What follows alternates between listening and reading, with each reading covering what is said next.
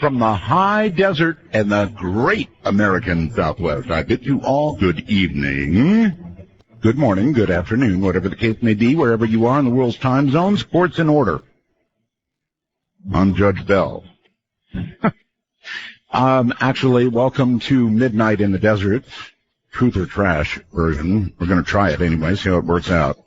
I have an idea, and we'll see how it works out. I think it will work out well. Everybody is behaved. We have 2 rules for the show: no bad language, and only 1 call per show. That's it. Those are the only rules, except tonight. There's going to be other rules. And I want you to listen to me. It's very important that you listen very carefully. The first thing we're going to do is jury voir dire. That's it, voir dire. And what I'm going to do is I am going to collect 4 jurors from my Skype setup, MITD51. So I'm going to collect 4 jurors. I'm going to do a little voir dire on them, ask them a couple of questions, make sure they're good jurors. And to be a good juror, you have to, number 1, have a headset mic with your Skype or be using an iPhone or whatever. Good audio, right? That's qualification number 1. Number 2, you can have had no more than 2 drinks.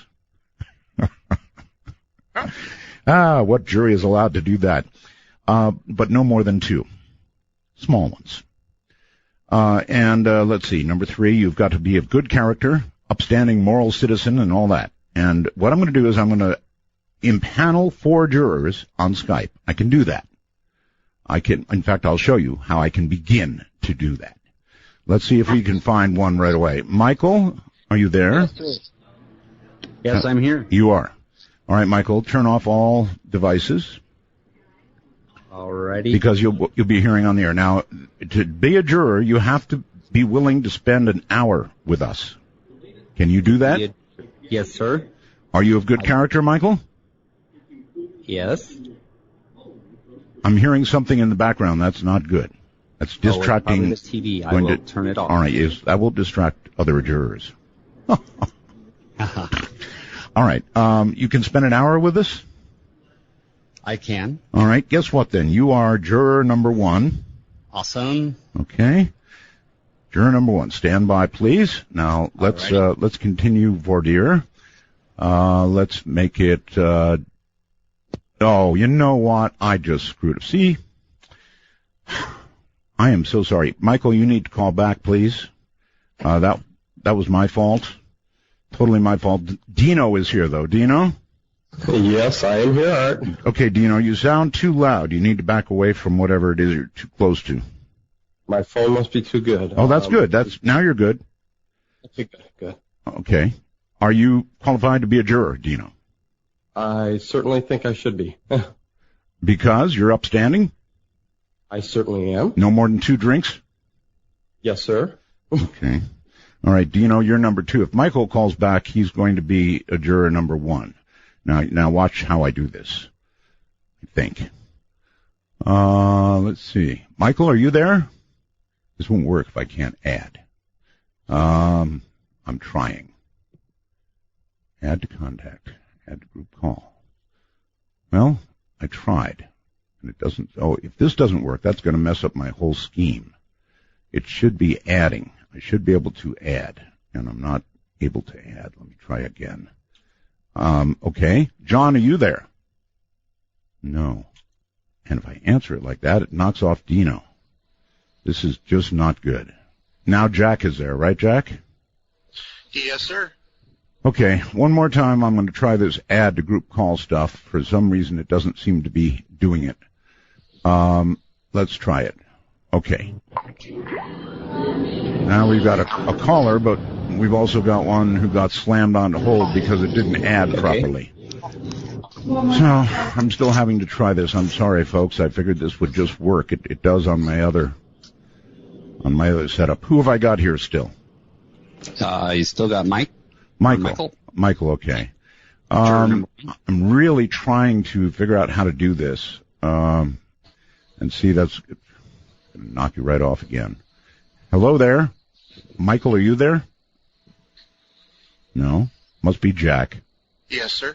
Yeah, I should be able to add to group call. This is really annoying, and heaven knows I'm trying to do it. I'm patient, sir. I'm well aware you are. There should be someone named Joe in there, but I guess not, huh? Okay. This is not working well. All right, reorientation here. All right, everybody, hold tight. We're going to change up. I think I can do it on my other Skype. I don't know why I can't do it on this Skype. It doesn't make any sense at all. So let me decline these. Let's put together our jury on the international line, MITD 55. Everybody call to be on the jury, MITD 55. Yes, sir. That's what we're going to have to. I'm sorry. I can't take your call on this line. I'm pretty sure I can do it over on this line. Now let me try it. It's MITD 55 if you want to be on the jury. So, who have I got? Kale? Is that right? Kale? Hello, Kale. Yes, it's me. Yes, oh, yes. You're international somewhere, right? Yes, I'm from South Africa. South Africa? Wow. Okay. I am your second caller from South Africa. You are indeed. As a matter of fact, what are you doing in South Africa? Well, you're living there. What do you do there? I'm a programmer. I program from home. Okay. Excellent career. Yes. I am so annoyed at my Skype. Kyle, you're not a Skype expert, are you? You see, it's about the upload speed. You have to get proper upload speed. If you have I've got plenty of upload speed. I really do. Can you afford to stay on here for an hour? Yes. And be a juror? Yes. Okay. Let me see if I can add now to this. Okay. And here we go. Now we should have somebody else on here. Kyle and I think is it Matthew? Hello? Yes, hello. Yes. Is it Matthew? Yes, it is Matthew. Okay, where are you? I'm calling from New York City. New York City. Can you be a juror? I can. All right. 2 drinks or less, right? Have not. Have not imbibed. Have not imbibed. No. Okay. All right. Let's see. Let's add yet another one. I think this would be Jason. Hello. Hello. Hi, Jason. Where are you? I am in North Carolina, Greensboro. Okay. 2 drinks or less, right? Jason, turn off your device. You've had 2 drinks or less, right, Jason? Jason, I'm going to have to dump you off if you don't speak. Hello, Jason. Okay, well, unfortunately, we're going to have to knock him off. End the call. Okay, there we go. Jason should be gone. And, should be gone. Okay, there he goes. Let's continue on. Lewis. We have 2 jurors so far. We need 4. Lewis. Yes. Okay. Are you a good upstanding citizen, Lewis? I am a great upstanding citizen, Art. Okay. Can you stay on for an hour at least? I can stay on for an hour. Okay. All right. Excellent. All jurors have to be quiet, by the way. We have Carl, Matthew. We had to eject Jason, and we have Lewis, so we need 1 more. Let's make it Brian. Maybe. Hello, Brian. I guess not. You keep trying here. Let's see. We've got an Adam. Hello, Adam. Are you there? I haven't done it yet. Come on, Skype. Do your thing. I'm trying to add to group call here. And it's not letting me. So I've only got 3 jurors. That's really strange. Now this Skype is going nuts on me. All right. Well, it's too bad because this was okay. Now I'm no. You know what? Hello? We've got 3 jurors. We've got Kyle, I believe Kurt, and Matthew. Is that right? I'm here. Yes, I'm here. Yeah, you're all there. I'm trying really hard to add 1 more. I need 1 more. And it's not letting me do it. Well, What are we going to be the juror of? Yeah, you were going to judge the stories, and it's not going to work. All right, jurors, I thank you. We're going to have to.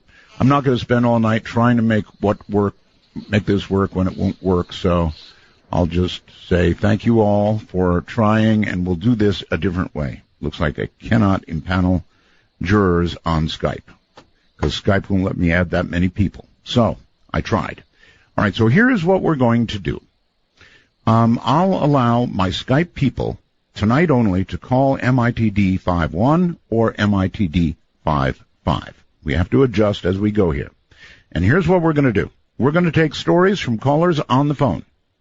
Now, there are some rules. The rules are as follows.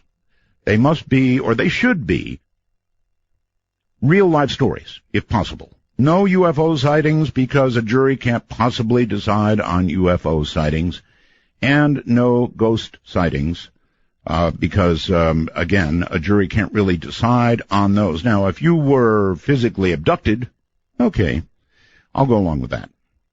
So I'm going to be the judge. If the story is really terrible, then I'm not even going to turn it over to a jury.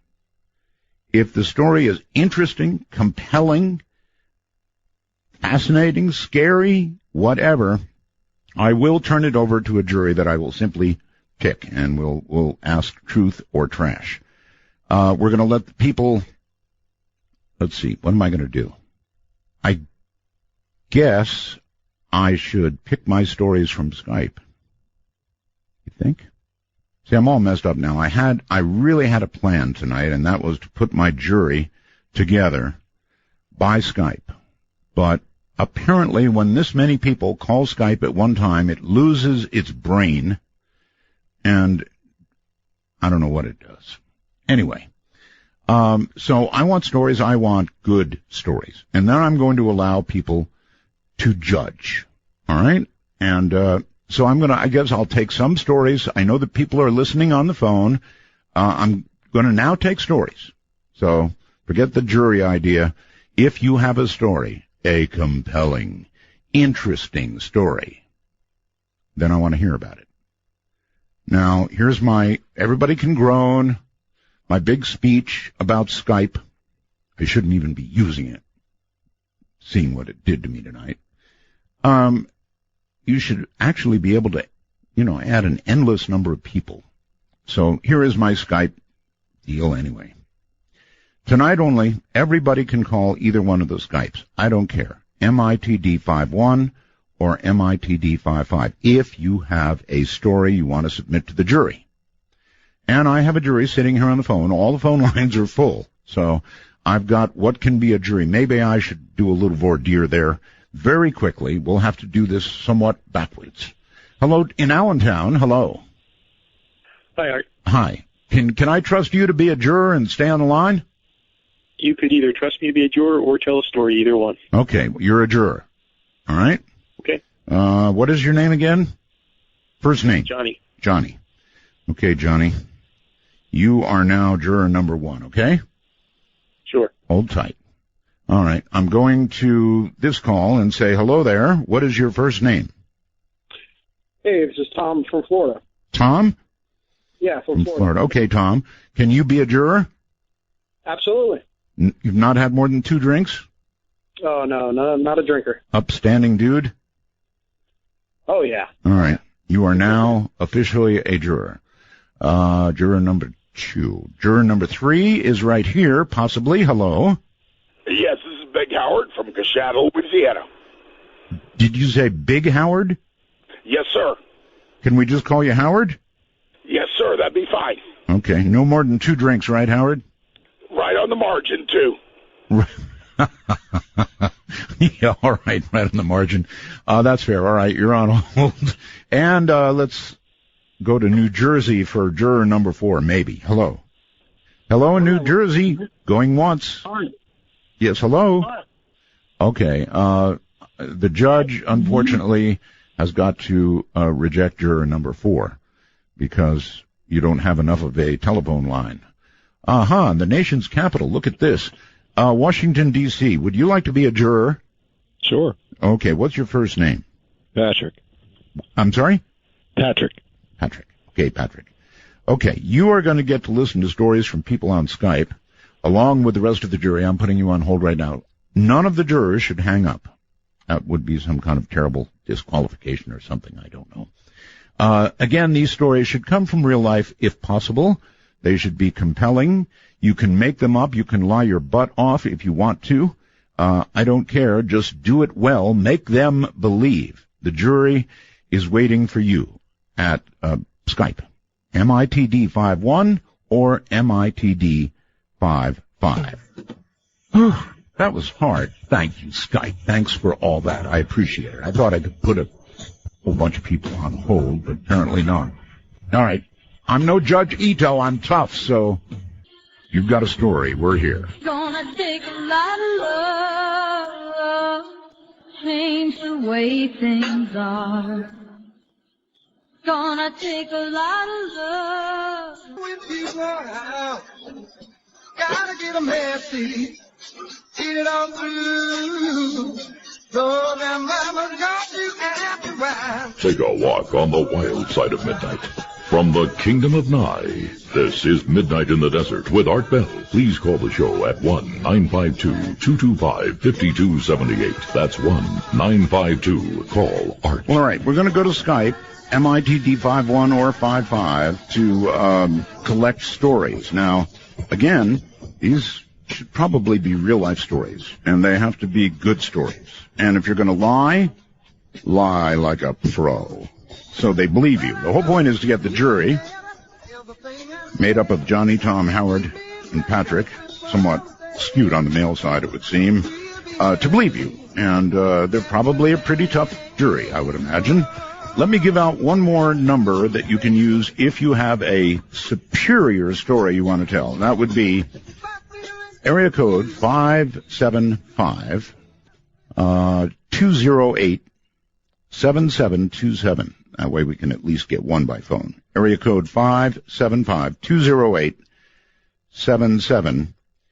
We'll take stories there. In the meantime, here we go. I believe we've got James on the line. Hello, James. Hello, James. Hello? Yes. Hey, Art. How are you doing? I'm doing well. Do you have a story? I do. I wasn't exactly sure what genre of story you're going for tonight. But, well, look, we can't judge somebody seeing a ghost. We can't judge somebody seeing a UFO. That's not judgeable. So probably real life, something horrible, something good, something weird. Well, I was thinking more of a ghost experience I had, but no, see, that's not going to work. How can a jury judge that? Yeah, no, I agree. No. I agree. So I can bow out. All right. Thank you very much. I appreciate your candor. I wish I had a gavel. I've got my nicotine lozenges, but they don't carry very much authority. Okay, let's go to Wayne. Let's see if Wayne has a story. Wayne? Hello, Wayne. Going once. Wayne, you have no audio. Hello, Wayne. Too bad. Let's go to Shane. Perhaps Shane, unlike Wayne, has audio. Hello, Shane. Hello. Hi there. Do you have a story? I do have a story. Finally. Yes, good. What happened to me was I was able to get a little bit past the line at Area 51. It was an accident. Oh. I went out there. I was solely going to just go to the mailbox and eat a sandwich and look around and go back. Well, that's what you should have done. That's what I wanted to do. And you're right, I should have, because here's what happened. I go out there. I rented a car in Las Vegas, took the car out there, talked to people in Rachel, Nevada to get the coordinates to know how to go out there. So I go out there, and about 30 miles before you get to the actual place, you start seeing signs of stuff coming up, and I'm getting excited. Well, I get to the mailbox. Well, there's other people there, and they start waving at me, and I, honest to God, was not paying attention, and I hear the screaming. Well, they're screaming because I suddenly crossed the line. Well, at this point, I'm like, I don't know what to do. I can't turn around. I didn't want to draw more attention to myself, so I keep going. Now, wait a minute. You're in a vehicle? Yes. Okay, you're in a vehicle. Yeah, I'm in a vehicle. And so I crossed the line, and the people back there at the mailbox were screaming. And so I'm getting nervous. And probably less than 1 minute from the time that I crossed the line, a white truck comes up. So now I'm like, oh, man, I can't outrun it because they're going to shoot the tires out. Right. You know that as well as I do probably. So maybe worse. Yeah. So what I did was I got out of the car and I put my hands up to let them know that I didn't have any weapons. Right. I didn't take a phone with me. All I had was an ID because I figured, because I'd heard stories of people who would maybe try to take pictures even at that mailbox. They would sometimes get harassed if if they see people. Oh, no, it's true. Doing that. So I was like, I'm not going to do that. And so they questioned me. There's two guys. They get out of the car. They both had sidearms. They're dressed in full military gear. Okay. And I told them that I accidentally crossed the line back there when I was talking to other people and wasn't fully paying attention. I meant no ill. They searched me. They also had a wand, kind of looked similar to what you see at airports. They patted me down and everything. They called Lincoln County Police because I guess they help handle any trespassing that goes out there. So they come and they talk to me. And after about 30 minutes of discussion, they determined that I didn't mean any harm. I had to pay a $650 fine, plus I had to sign a contract which clearly states that I cannot get within 30 miles of that site, or the contract says how do you things even will not go well. Yeah, how do you drive on the highway? Well, what do you mean? I mean, how far? Well, let me ask you this: how far in were you when they got you? I think it was time. I don't know how far I was in. I think it was, but I know it was about 2 minutes. 2 minutes of driving. 2 minutes. All right. From the time that I passed that to where I saw that truck. I got it. So you had to pay a $600 fine and sign a contract. $650 fine. And sign a contract. Yes. Okay. Let's see what the jury thinks. Let's go first to Johnny. Hello, Johnny. Truth or trash? Gee, that's a tough one. If you have any questions, by the way, as a juror, if you have any questions, you can ask. Okay, so when the guys pulled you over, were they MPs? They were dressed in military gear. Nothing MP on the arm? Not that I could see, but I was just like scared out of my mind at this point. I wasn't scoping them out. I just saw them. They were in camo. It looked like regular military gear, and they had sidearms. I definitely saw those guns. Okay. Hold on. I see what I can do now. I can put all my jurors on at once. All right, good. All of the jurors are on. Now, you asked your question, Johnny. Tom, Howard, and Patrick, do you have any questions for this story? Yeah, I wanted to ask him, well, he made it sound like that he did realize that he was doing something wrong because of everybody screaming and telling him to stop, and he said he didn't. And he kept going? He couldn't turn around. Why wouldn't you just turn around? All right. Well, at that point, I'm committed, so it's like, well, I know I was wrong, but you might as well keep going because you know how it is. You get this thing that, well, we're already committed now, so you keep going. And so I decided to just keep going. All right, then, here we go. I'm going to poll. Now, hold on. I'm going to poll the jurors. Johnny, truth or trash? I'm going to have to say trash on this one. Really? Yeah. I mean, I served in the military. I was in the United States Air Force.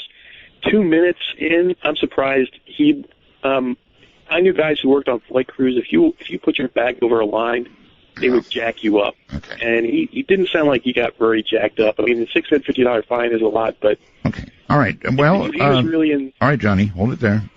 So trash. Tom? I'm gonna say trash too because you know he was just going to eat a sandwich and to look around and he's saying once he was doing something wrong he wanted to continue to. You got it, Howard. I'm going to go truth. Truth. Because I didn't hear anything in his voice, anything in the way he said, or this is the truth. Okay. All right. We're short on time here. Patrick? Truth. Truth. Oh, my goodness. 2 truths and 2 trashes. Caller, is it a true story or is that trash? Caller? Shane's not going to tell us. I'm here. Is it? I didn't know you were talking to me. Yeah, is it truth or trash? It's trash. The jury got taken for a ride. So it was tied, yeah. Yeah, that's right. All right, well, good job. Thank you very much, Shane. This is Midnight in the Justice System. In that darkest time between dusk and dawn, from the high desert, it's Art Bell's Midnight in the Desert. Now, here's Art. Here I am. All right. The Pointer sisters are wasting the court's time. So let's get right back to this. And we've got a story coming up. Our esteemed jury is Johnny, Tom, Howard, and Patrick. And they are patiently waiting for the next story, which is coming up right now, perhaps from Pete. Hello, Pete.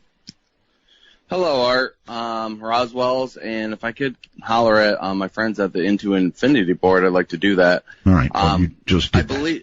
Okay. I believe you're a cat lover, so this is kind of a different story. Okay. All right. So back probably about 12, 13 years ago, my girlfriend and I, we got a cat. And she knew I didn't like cats. She snuck in a kitten. And the kitten would bark like a dog. What? And yeah, when it was a kitten, it would bark like a dog. So we kind of jokingly named the kitten the name Retard. And I hope I don't offend anybody by this, but it's already just a little the offended, name. but go ahead. Anyways, so about 2 years later, the cat got out of the house. It was an indoor cat. It actually ended up having some indigestion problems, but we got out of the house and got stuck in a tree. And you always hear the story of cats getting stuck in trees. Yes. This cat was stuck up in a tree about 60 feet in the air. Okay. I did not know what to do. I called the vet. The vet actually told me to call the fire department. I called the fire department. The fire department told me to call, the animal control people. The animal control people told me there's really not a lot you can do. Try to just wait for it to come down. Okay. So, and they said, well, it would help if it would rain. This cat was stuck up in the tree for 3 days. It was summer. Oh, good Lord. And I'm sitting out there for 3 days calling with a bowl of food, shaking it, this cat, got yelling his name, obviously. Right. We've got to get to the end of the story. Calling him retard, yes. That's it. That's pretty much it. 3 days, I'm up, looking up at the tree, yelling retard. I understand. Unfortunately. But the cat actually finally did come down, and it was odd. It was 1 o'clock in the morning. I was waiting up all night long, and it started raining. It started storming. The lights went out, and I swear to you, the lights went out, and there was a flash of lightning, and I'm out there with a laundry basket with a towel in it. Yes. And as soon as the lightning flashed, I saw him. Retard. He was retard, hanging from the limb, and then lightning flash, and he, boom, gone. And then he fell into the basket fell out of my hand, and then the funny part of the story is that I heard later that the neighbors were saying, hey, look, the neighbor boy's drunk again. He's out there yelling up the tree, retard. So that's the story. And you swear that this lightning went and the cat came flying down, landed in what you had there waiting for it. Yes, in a laundry basket with a towel in it, knocked it out of my hand, it knocked to the ground. All right. Interesting story. Johnny, juror 1, truth or trash? I think for certain he was out there yelling at that tree. So I'm going to go with truth. Truth. All right. Juror 2, Tom. I'm going to go with truth. You also go with truth. Juror 3, Howard. I go with trash. Trash. And juror 4, Patrick. Truth. Man. Okay, so we've got 2 trashes. 1 trash and 3 truths. It looks like they believed you. So now the big question is it truth or, in fact, trash?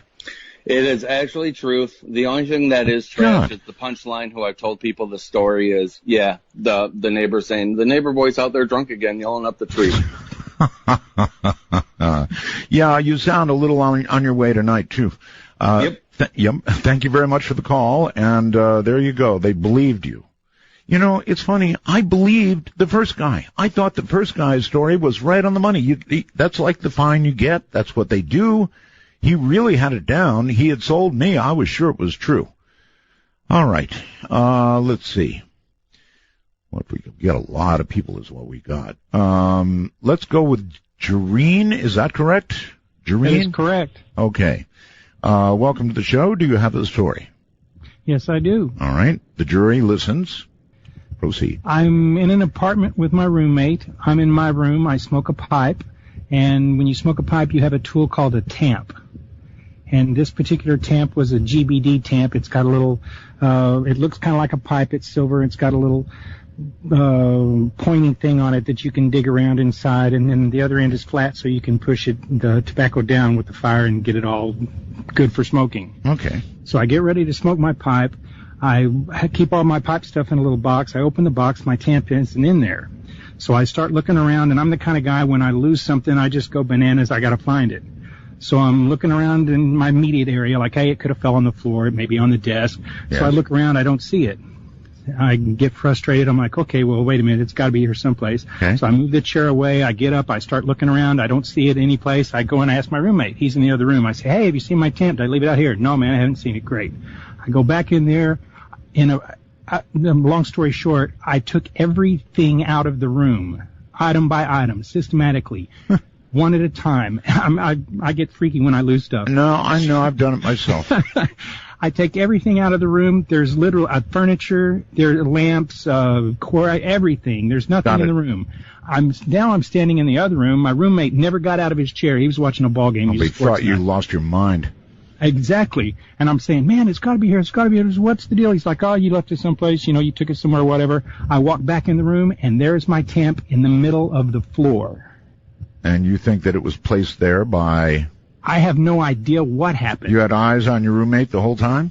He never got out of the chair. He was watching the ball game. There's only 2 people in the apartment. So in other words, some kind of entity...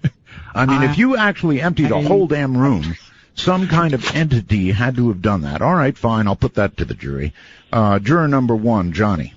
Truth or trash? Sure, I'll buy that. Could have been on the carpet and fallen off when he took it out or something. Truth, yeah. Okay, Tom? Truth. Truth, really? Okay. Howard? I smoke a pipe. I go with the truth. Truth again. Patrick? It's unanimous. Truth. Okay, so they bought it hook, line, and sinker, caller. So what say you, truth or trash? They bought it like they should have. It was truth. Okay. Here I am telling people, thank you very much for the story, that they can lie. And look what I'm getting. I'm getting all of these apparently true stories. And now comes Sandra with a story. Hello. Hello? Yes, hello. Hi. Did you say Sandra? I did. Hi. All right. I just want to say hi to the Bell Gab listeners. Okay. I spoke with you back when John Dvorak was on. I'm in San Francisco, and recently you just had an earthquake. I just want to say. Right. So, my story, it involves a bit of rock and roll. The first time I ever got on a jet plane, and how I believe I willed something to happen. Like, I believe that I willed the ability for me to meet David Bowie. Really? Yes. So you have to imagine. Now, wait a minute. You're on an airplane, right? Well, it didn't happen on the airplane, but it was my first jet. But when you were okay, let me get it straight. On the airplane, you concentrated on meeting David Bowie. Yes. And even beyond when we landed, I was living in Massachusetts, yes, and I was invited to go on this trip. So the whole trip was just going to be a weekend to see the very first show on his Sound and Vision tour in 1990 in Quebec City. Okay, so what happened? So it was also when I was living in Salem, Mass, and I had just started to understand what Wiccan religion was about. Okay.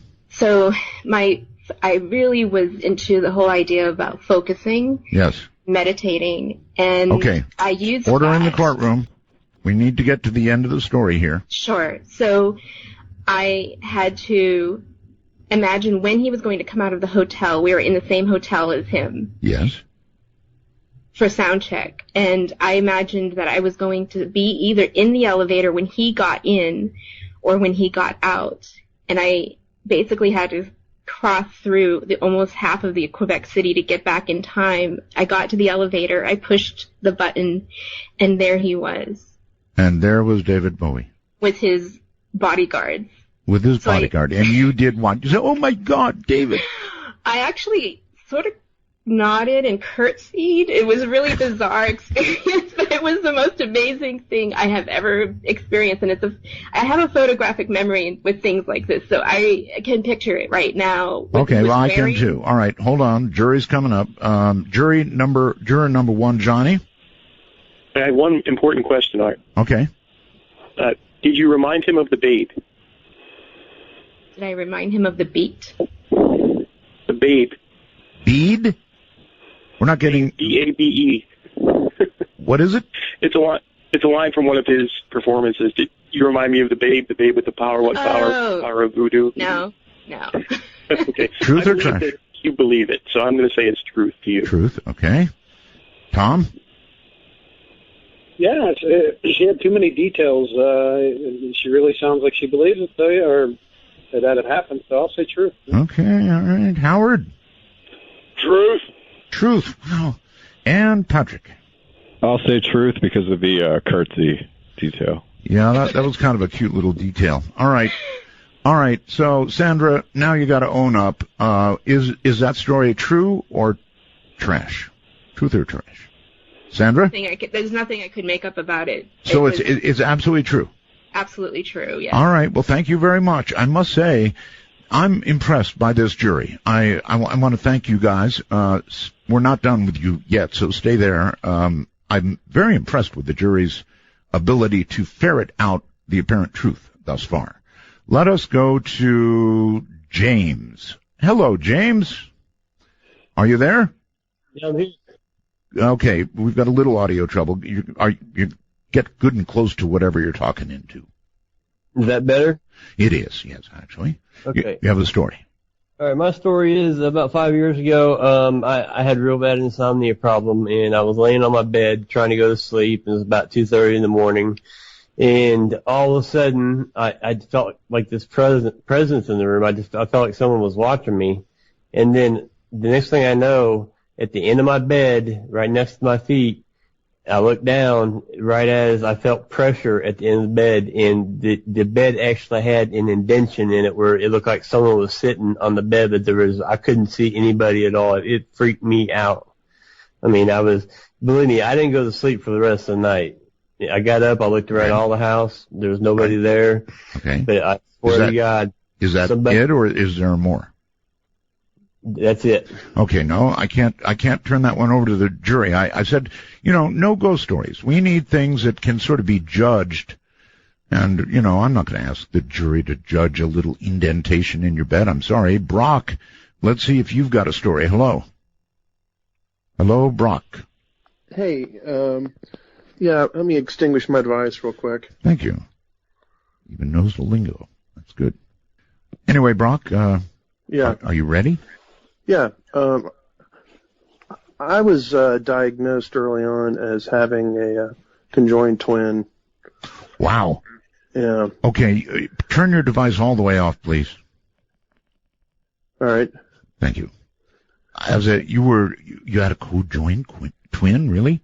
Yeah, and it was something they discovered when I was very young, and when I was in the 4th grade, I was interested in getting into football because we had Pee Wee football at that time. And maybe you should give us more of an idea of how conjoined you were. I mean, joined at the hip, joined. Well, see, that's it. It was at first we really didn't even know that there was a twin because I was kind of absorbed it in the womb, apparently. Okay, I've heard of that.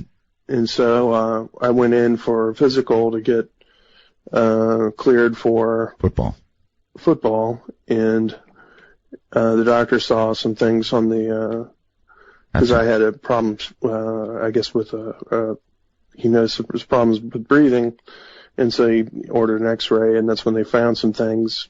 Initially they thought may have been cancer, but then they realized that there was there's some teeth in there and some, other tissues. Other body parts of your twin. That's incredible. Yeah. Okay, Brock. So, it's still in there, and, because they didn't really see any point in removing it. I think just one of those things. Do you get any feedback from your co-joined twin? Oh, no, it's dead. It's dead? Yeah. So you have a twin living inside of, well, not living inside of you, but the vestiges of your twin are in there? Yeah, that's what the doctors determined. Okay, that's a hell of a story. Let's see what our jury thinks about it. Johnny? I'm not buying that one. No, false. That sounds too much like a movie. Okay, Tom? Oh, I'm 50-50 on it. I guess I'll say truth. Truth. Okay. Howard? I'm the forever optimist. It's scientifically possible. Let's go true. Okay, true. Patrick? I have a quick question, if that's all right. Oh, sure. Ask. When the physicians found this the twin or the remnants of the twin, did they tell you what the term was for this? The medical term? Sure, the medical term, or even the common term that's used in scientific reporting and things like that. It's been so long ago, I don't remember. Conjoined twin. Co-joined twin. Kind of what came. That's all I remember. That's all he knows. Truth or trash? Because he doesn't know the terms, vanishing twin or fetal reabsorption, I doubt the story, but it's a real medical thing that happens, so it could be very well could be true. Sorry. All right. So you would say true? The story is entirely plausible. I don't know if this particular story is true. Well, if you want to try to talk your other jurors out of their vote, you can do that. I mean, or into it. No, I'm no troublemaker, Art. Sorry. All right, so let's find out the truth. Brock, do you really have this thing in you? No. You got him. You got him good. Thank you very much. All right. Take My care. pleasure. Roswell's and Bell Gabs to you, Art. You bet. Thank you. It sounded like it could be true until that one juror, I think it was Patrick, asked him for a medical term. And that sort of did it. We've got somebody named Ron. Hello, Ron. Do you have a story for us? Yeah, Art. I was in my 20s, early 20s. I was driving in upstate New York. Yes. And very late at night, maybe, early in the morning, 3 a.m. or so. And I'm driving, and it's all of a sudden the sky lights up for like 3 seconds, and then it stops, and I'm like, okay, whatever. And I'm saying, like, you've seen like lightning storms. I mean, have you seen it when it lights the entire sky?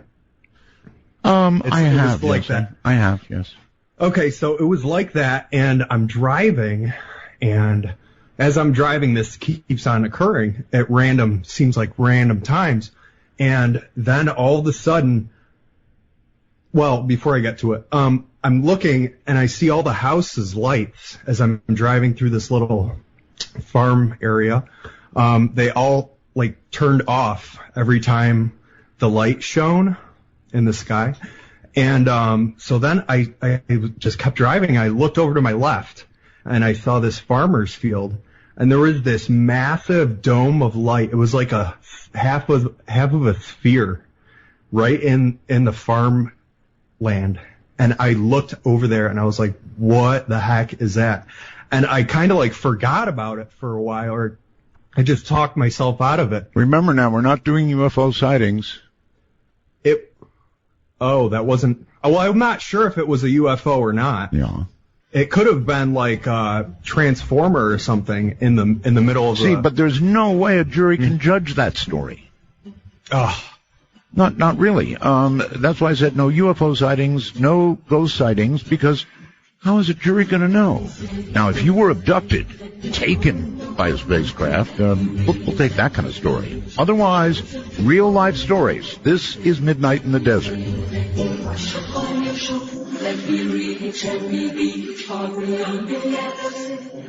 It's not radio, but it is what's next, exclusively on the Dark Matter Digital Network. Midnight in the Desert with Art Bells. Now, here's Art. Here I am. All right. Here's what we're going to do. We're going to very quickly, I think, thank our jurors. They have been wonderful, and we're going to impanel another jury. So let me do this, and I want to say thank you, jurors. You have been all wonderful, and I appreciate your having, sat in judgment. Thanks, Art. Right, thank you all. Thanks for having us. Right, take care. Right. All right. There we go. So now I'm going to impanel another jury. This will just take but a moment, and then we'll get the break out of the way. Let's start with you, whoever you are. Brandon? Is this me? It is you. Well, hi, my name is Sharon. I'm calling from Winnipeg, Canada. And Art Bell, is this the night where people can just call in and talk about anything? Well, no, it isn't, hon. We're looking for jurors. You're looking for jurors? Yes. For to judge for your show. To judge people's stories. Oh, well, what I'll do is, because I have two ears and one mouth, maybe I'll listen. Okay, so you want to be a juror? Sure. Okay, all right. You are now juror number 1, so you have to sort of be silent and listen to the stories, okay? Yes. I now christen you juror number 1. In Kansas City, do we have a juror here? Hello? Oh, is that me? That's you, yes. Oh, I was calling up with a story. Okay, well, no, this is for jurors. I'll be a juror. You will, huh? Okay, what is your first name? Steve Chaga. No. Steve. Steve. All right, you can be a good juror, Steve. You haven't had too much to drink? You know it. I've got my detector on. I don't know it, but I'll take your word for it for the moment, anyway. All right. So, Wells Fargo or something like that? Oh, hey, hi, Mrs. Lewis. Lewis? Hey, yes. You going to be a juror, Lewis? Yes, juror. Are you a fair person? I am a fair person. Okay, that's enough. See how easy it is. One more. I need one more. Hello there. Hello. Yes. What is your first name, please? Ed. Ed? Can you be a good juror, Ed? Yes, I can, sir. You can afford to hang on through the hour and judge people. I sure can. All right. We now have our... Let's see here. We now have our 4 jurors. Sharon, Steve, I'm glad we finally got a female, Lewis, and Ed. So the stories will be coming up in a moment. Right now, we're going to take the break so we get it out of the way. From the high deserts in the great American Southwest, this is Justice. Sort of. If you're coming in on Skype, you better have a good story. I want your love. I want your love. I want your love. From the Kingdom of Nye in the high desert, this is Midnight in the Desert with Art Bell. Please ring Art's bell at 1-952-225-5278. That's 1-952-CALL-ART. Okay. We're doing Truth or Trash. You can make up a story. You can lie your butt off if you want to, or you can tell an absolutely true story, but it should be wild no matter what it is. I'm still thinking of the cat falling out of the tree anyway. All right, we've got our jury, Sharon, Steve, Lewis, and Ed, and now come the storytellers. Let's go to Jim. Hello, Jim. Hello, can you hear me okay? I can hear you. If you're at a computer, just get good and close to the microphone, please. How's this? Good. Very good. Good evening, everybody. Evening. Here's my story. This happened It's been quite a few years now since this happened, but it was quite a remarkable evening. I was living with a gal at the time, and it was just a summer evening. I was lying on the bed, and she was going back and forth between the bathroom and the entrance to the room, and we were having a conversation. And so she was leaning against the door, and we were talking about nothing in particular. And all of a sudden, out of this corner of my eye, I see this ball of light. Was about the size of between the size of a marble and a golf ball. It was brilliant, and it looked like a miniature sun. It came streaming in through the window. It slammed into the wand of the mini blind, which was the mini blind on the window, right, and sent it flying up. And then it ricocheted a couple of times. It disappeared into the floor. Meanwhile, the mini blind was just left swinging back and forth. So there was a literal physical effect from this ball of light. Mind you, I know about ball lightning, there was no weather in the area that night. It was a clear night. Okay, did your girlfriend see all this? He saw it too. We both saw it, and we were both left with our mouths agape at what we had just witnessed. And there is your story, right? That's my story. To this day, I don't know what caused it. All right. Sharon, Sharon, do you think that's truth or trash? Sharon? Where is Sharon? Guess we lost Sharon. I'm here. Oh, you are there? You got to be there, Sharon, when we call you. Yeah. Truth or trash, Sharon? I would say it's trash. Oh, trash, really? Okay. Steve? There is your story. We're talking it over with the tune-in chat room. They say trash. Trash. Okay, Lewis? I say trash. It sounds like he believes it, but, yeah. Yeah, okay. Ed? Trash as well. Trash, okay. Well, I'm afraid they don't quite believe you, Jim. So what is the truth? Is it truth or trash? It's 100% true. Witnessed by two people. Yeah. Absolutely and completely true. You got them. All right, congratulations. That's amazing. Okay. Well, maybe this jury is just not made up of what the other jury was. Let me bring the jury back. Somebody's got an awful lot of noise in the background. Who's that? That must be me, Art. Okay. Oh, really? I hate to eliminate the only female on the jury. I really do, but there's so much noise coming from you. Oh, okay. Oh, it's better now. Oh.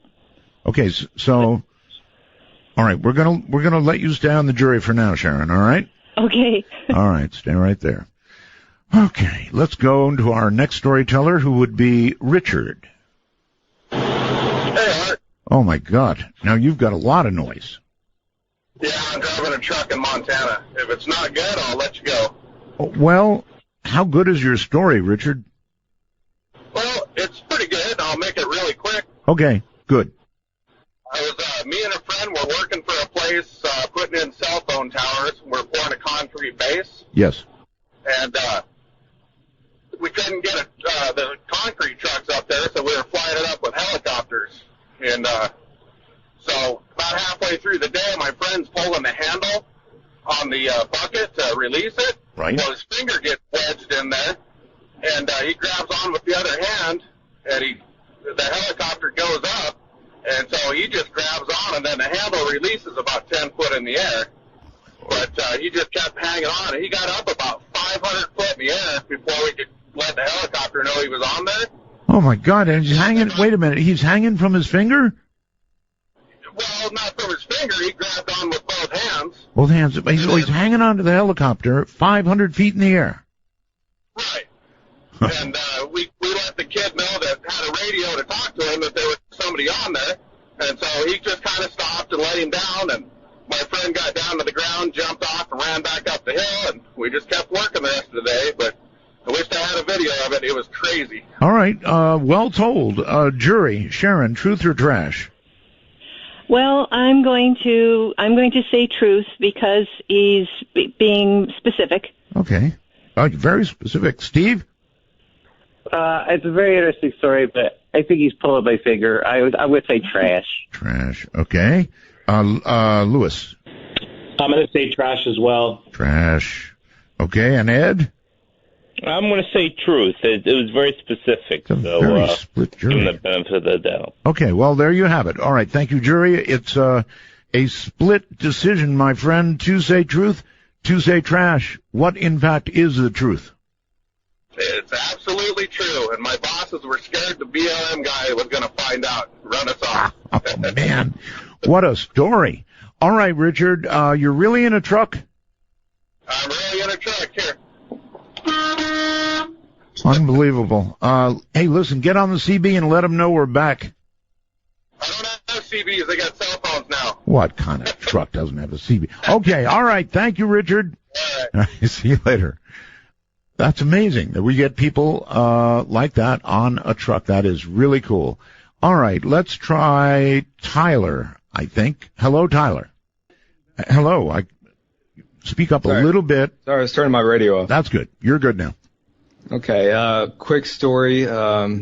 Starts back when I was 14. Me and my buddy would go camping at his dad's kind of boathouse on a lake.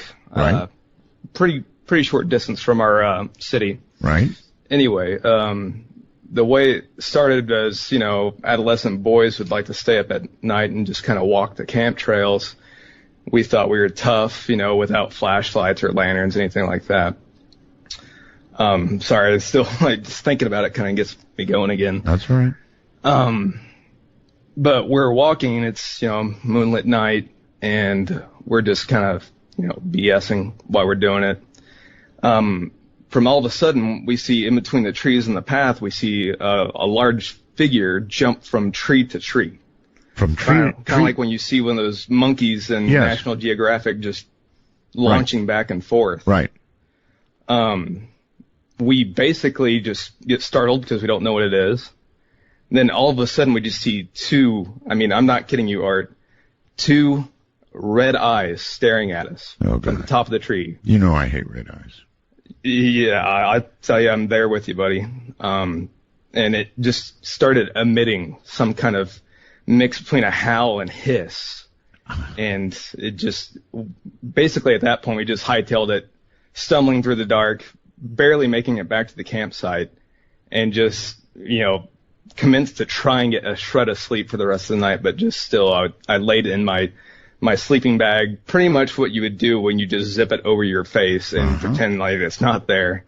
And the next morning, the park ranger came around, checking on the sites and everything, and said that there had been a lot of commotion last night, and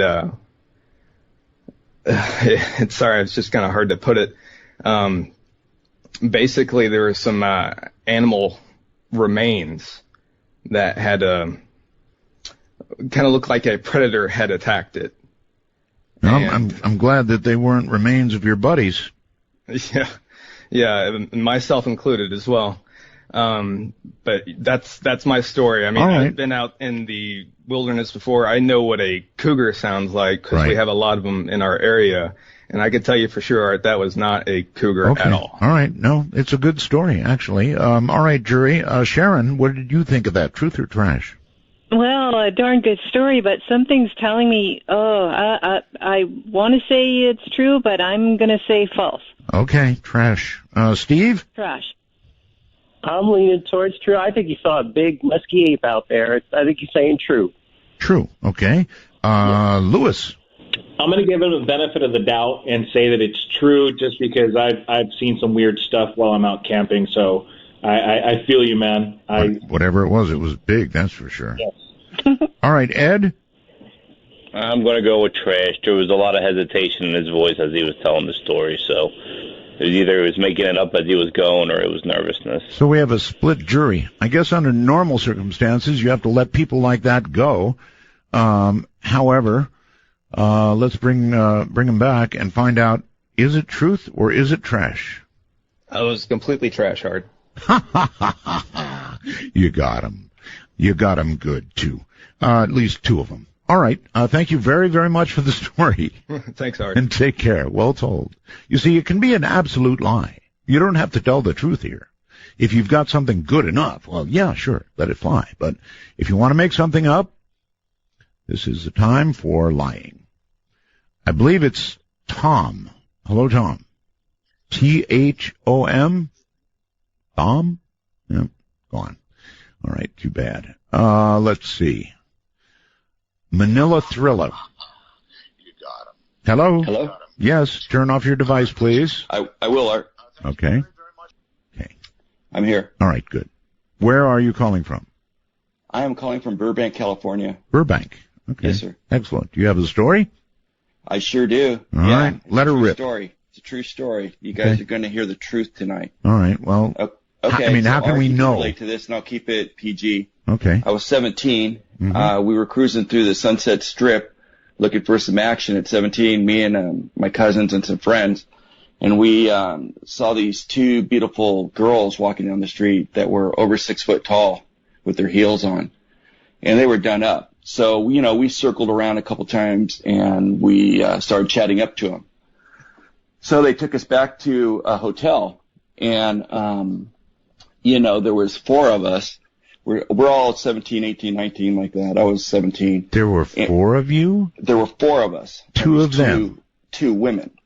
And they take we you just to kinda the hit hotel? Off, they weren't threatened. We weren't threatened by them. So, Okay. we're just looking to have a good time. It's a long time ago. I get it. And, so, they were actually business people, business ladies. So I got my choice. So I picked Portia, and Portia took me over to her part of the room and we did our thing. And, I felt really good about myself. I was like, wow, this is, I mean, she was gorgeous, like being with a Playboy bunny. And I was like, dang, I felt good. So then, I went and waited in the living room and, a few hours went by, we're drinking with these girls and stuff. And, all of a sudden the other girl started going, oh my gosh, oh my gosh, oh my gosh, I can't believe it, I can't believe it. And I was like, got kind of concerned. I'm like, what? She's like, I can't believe it, I can't believe it. I've known her forever. I said, what? She goes, I can't tell you. And I'm like, what is it? She goes, it's a man. And I'm like, oh my gosh. Wait. It's a man. Wait, it's a man. Like, so who's the man? Portia? Portia, the one I chose of the Oh two, my is God. 50-50, and I picked the man. All right. And that's your story. That's my tranny tale. All right. Hold on. Oh my Lord. Yeah, I know. I agree with you, jury. Ha ha ha. Sharon, truth or trash? Well, it's a bit too much information for me, but I'm going to trash it. You trash. A story that good and you trash it. All right, Steve? Well, it's hard for me to say. He's been hitting the chaga. I think it's true. You think it's true? I think he got buffaloed, yes. Oh, brother. Lewis? I'm going to say it's true just because I know what happens on the Sunset Strip. Yeah, that's true. That's true. Ed? I'm going to say trash, and I hope it is for his sake, because why would you ever admit to anything like that? I'd take that from my grave. I don't know. We're going to find out, though. So let's see. We've got trash, true, trash. Again, we're split. This jury splits a lot. All right. They're absolutely split, buddy, over your story. So I guess we have to ask you what – I'm going to bring the jury in. Tranny talk. Is it the truth or is it absolute trash? Okay, Art, just let me preface. Okay, rewind, fast forward 25 years. I'm in France, going to the Moulin Rouge. Same thing happens. Two gorgeous. No. tall ladies walk up. No. You can't tell two stories. No. Is it? Said no. So it's true, Art. It's true? It is a true story. And my nickname was Sunset for many years All after right. that. Yeah, well, jury, do you feel sorry for him? No, I don't. No. It's the 21st century, Art. Anything goes. Yeah, apparently so. That's a good. Ay. All right, I don't know what to do with that.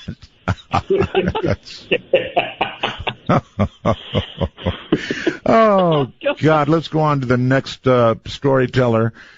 This would be, it looks like a ham radio call letters or something. Hello? Are you there? Hello? Well, whatever you are, you have no audio, so I can't talk to you. Let's go to Ralph and say hello, Ralph. Hello. Ralph, turn your device off. Turn it off. Okay. Okay, got it off. Yes. Excellent. All right. Do you have a story? I sure do. Still working on that last one. Okay, so proceed. The jury listen. Probably about, let's see, this happened about 20 years ago. I picked up a car for my daughter. She was going to school in Alabama. I lived in Georgia. There's a manual car driving the car from Alabama to Georgia. It's a 4-lane highway. Yes. And it was a manual shift car. Right. And on the way there, it started to have problems. The clutch was giving me problems, so I pulled off the side of the road. And I just passed the town about, maybe a mile or so back, so I got out of the car and figured, I'll walk back towards that town because I knew something was behind me. Right. So anyways, all of a sudden, I turned around, and here's the car rolling down towards me. Oh, my God. And all of a sudden, if the wheels turn on the car for some reason, go across the 2-lane highway, it was actually a 4-lane highway, go across the 2 lanes and ended up in the middle. So I don't know what made me turn around, but something made me turn around. So that's my story. So your car it was on a hill, right? Well, it's sort of on a hill, not a very big hill. It's pretty flat, but it was on the hill. But, I know the clutch went out, and I thought I put it in gear when I pulled on the side of the road, but obviously I didn't, or it came out of gear, and it started rolling back towards me. So, and for some reason I turned around and seen it coming. So you saw your own car coming at you. Right. It did a left or a right turn, went across 2 lanes, and stopped in the middle. And stopped in the middle, in the ditch in the middle, in between the divided highway. That's pretty weird. All right, jury, what do you think, Sharon? Well, I'm glad you turned around. I'm going to say this is a true story. Okay, Steve. Yep, I've done that same thing. After working all night, I was exhausted, and I didn't set the brake good or something. The car was rolling. Okay. Lewis? I'm going to say true as well. Okay, and Ed? I'll say true as well. Probably forgot to put the brake on. All right, that is that 4 jurors saying absolute truth. So what is it, caller? Truth or trash? Well? And I'm glad you took my call. Good talk to you. I'm a fellow Trumpian. Wait a minute. Wait. Is it truth? The story, is it truth or trash? Yeah, it's true. It's true. Okay, all right. Thank you very much for the call, and take care. Okay, well, the jury nailed that one. I think it was the way he told it. It was just sort of so matter-of-fact that I bought it. All right, let's go to John. Hello, John. Hey, Art. Extinguish your device. Oh, I have. Thank you. Somebody wrote a poem up on the website called Extinguish Your Device, I think. Anyway, I saw it. I haven't seen it yet. I've been waiting here for about 15 minutes, just sitting here listening along and waiting to extinguish my device. So. All right. Well, you have done so, and you have a story. Proceed. Yes, I do. So about 2 years ago, I moved into an apartment with my girlfriend, now my fiance. But at the time, it was my girlfriend. And she had told me for months previous that at nighttime, she would see things randomly through the night. She would wake up and see things standing in the corner. And at one time, she saw a man standing in the corner with a scarf on. And I never thought of anything of it until it was probably about a month or two after we moved into an apartment together. I woke up one night and I felt something playing with my feet. Yeah. And so I freak out, right? And I jump up and I start swatting at something playing with my feet. And it felt like probably like I would guess a golf ball sized mouse running over one foot under the other and going back over that foot under the other.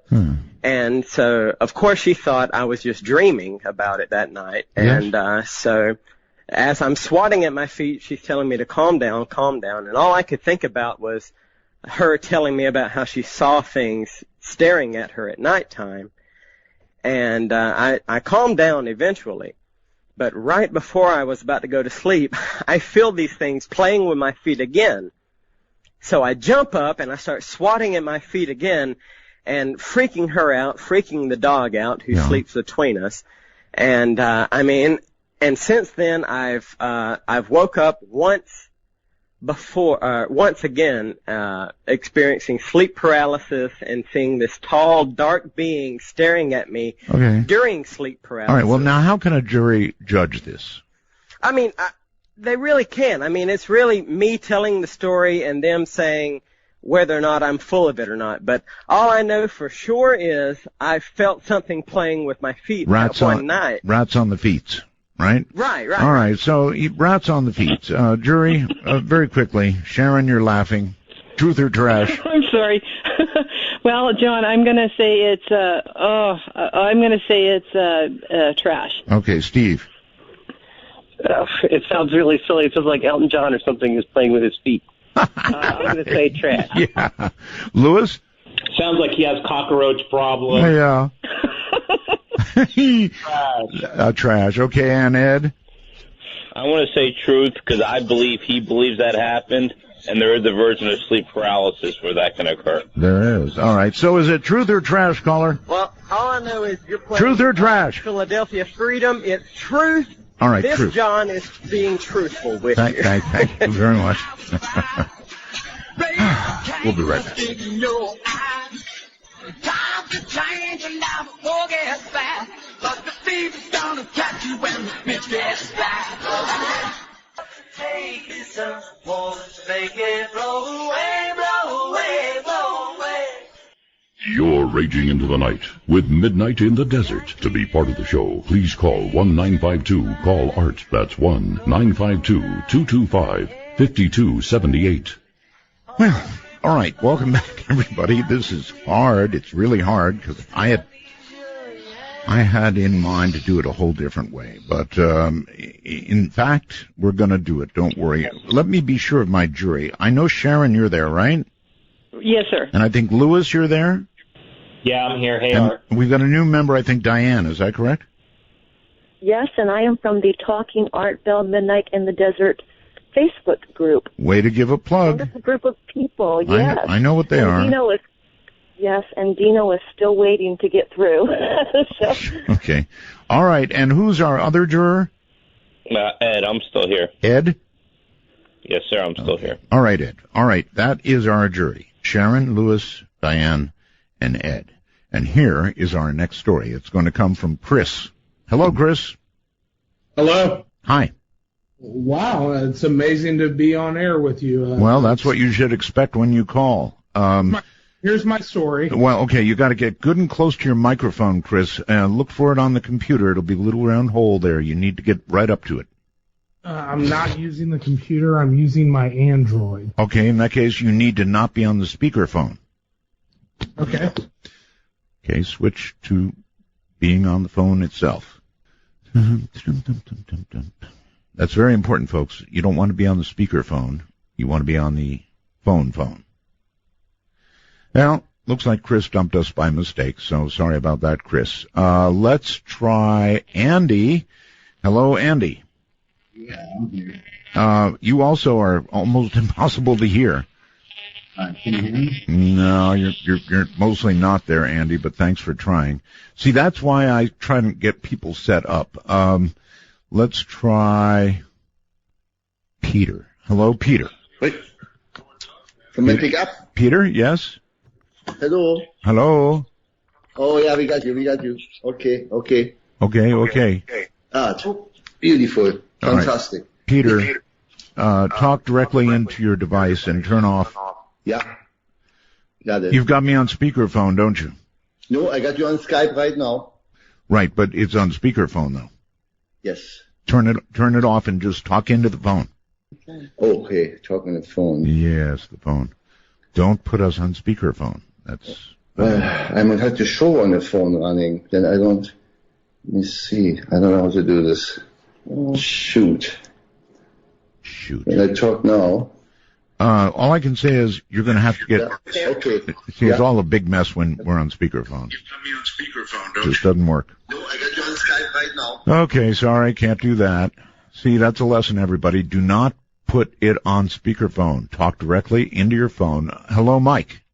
Trying for Mike. Can you hear me, Art? I hear you just fine, Mike. Hi. How you doing? Good. Do you have a story? Yeah, my story is about my cat. Okay. It was many, many years ago, and I woke up crying, and my wife asked me, what's wrong?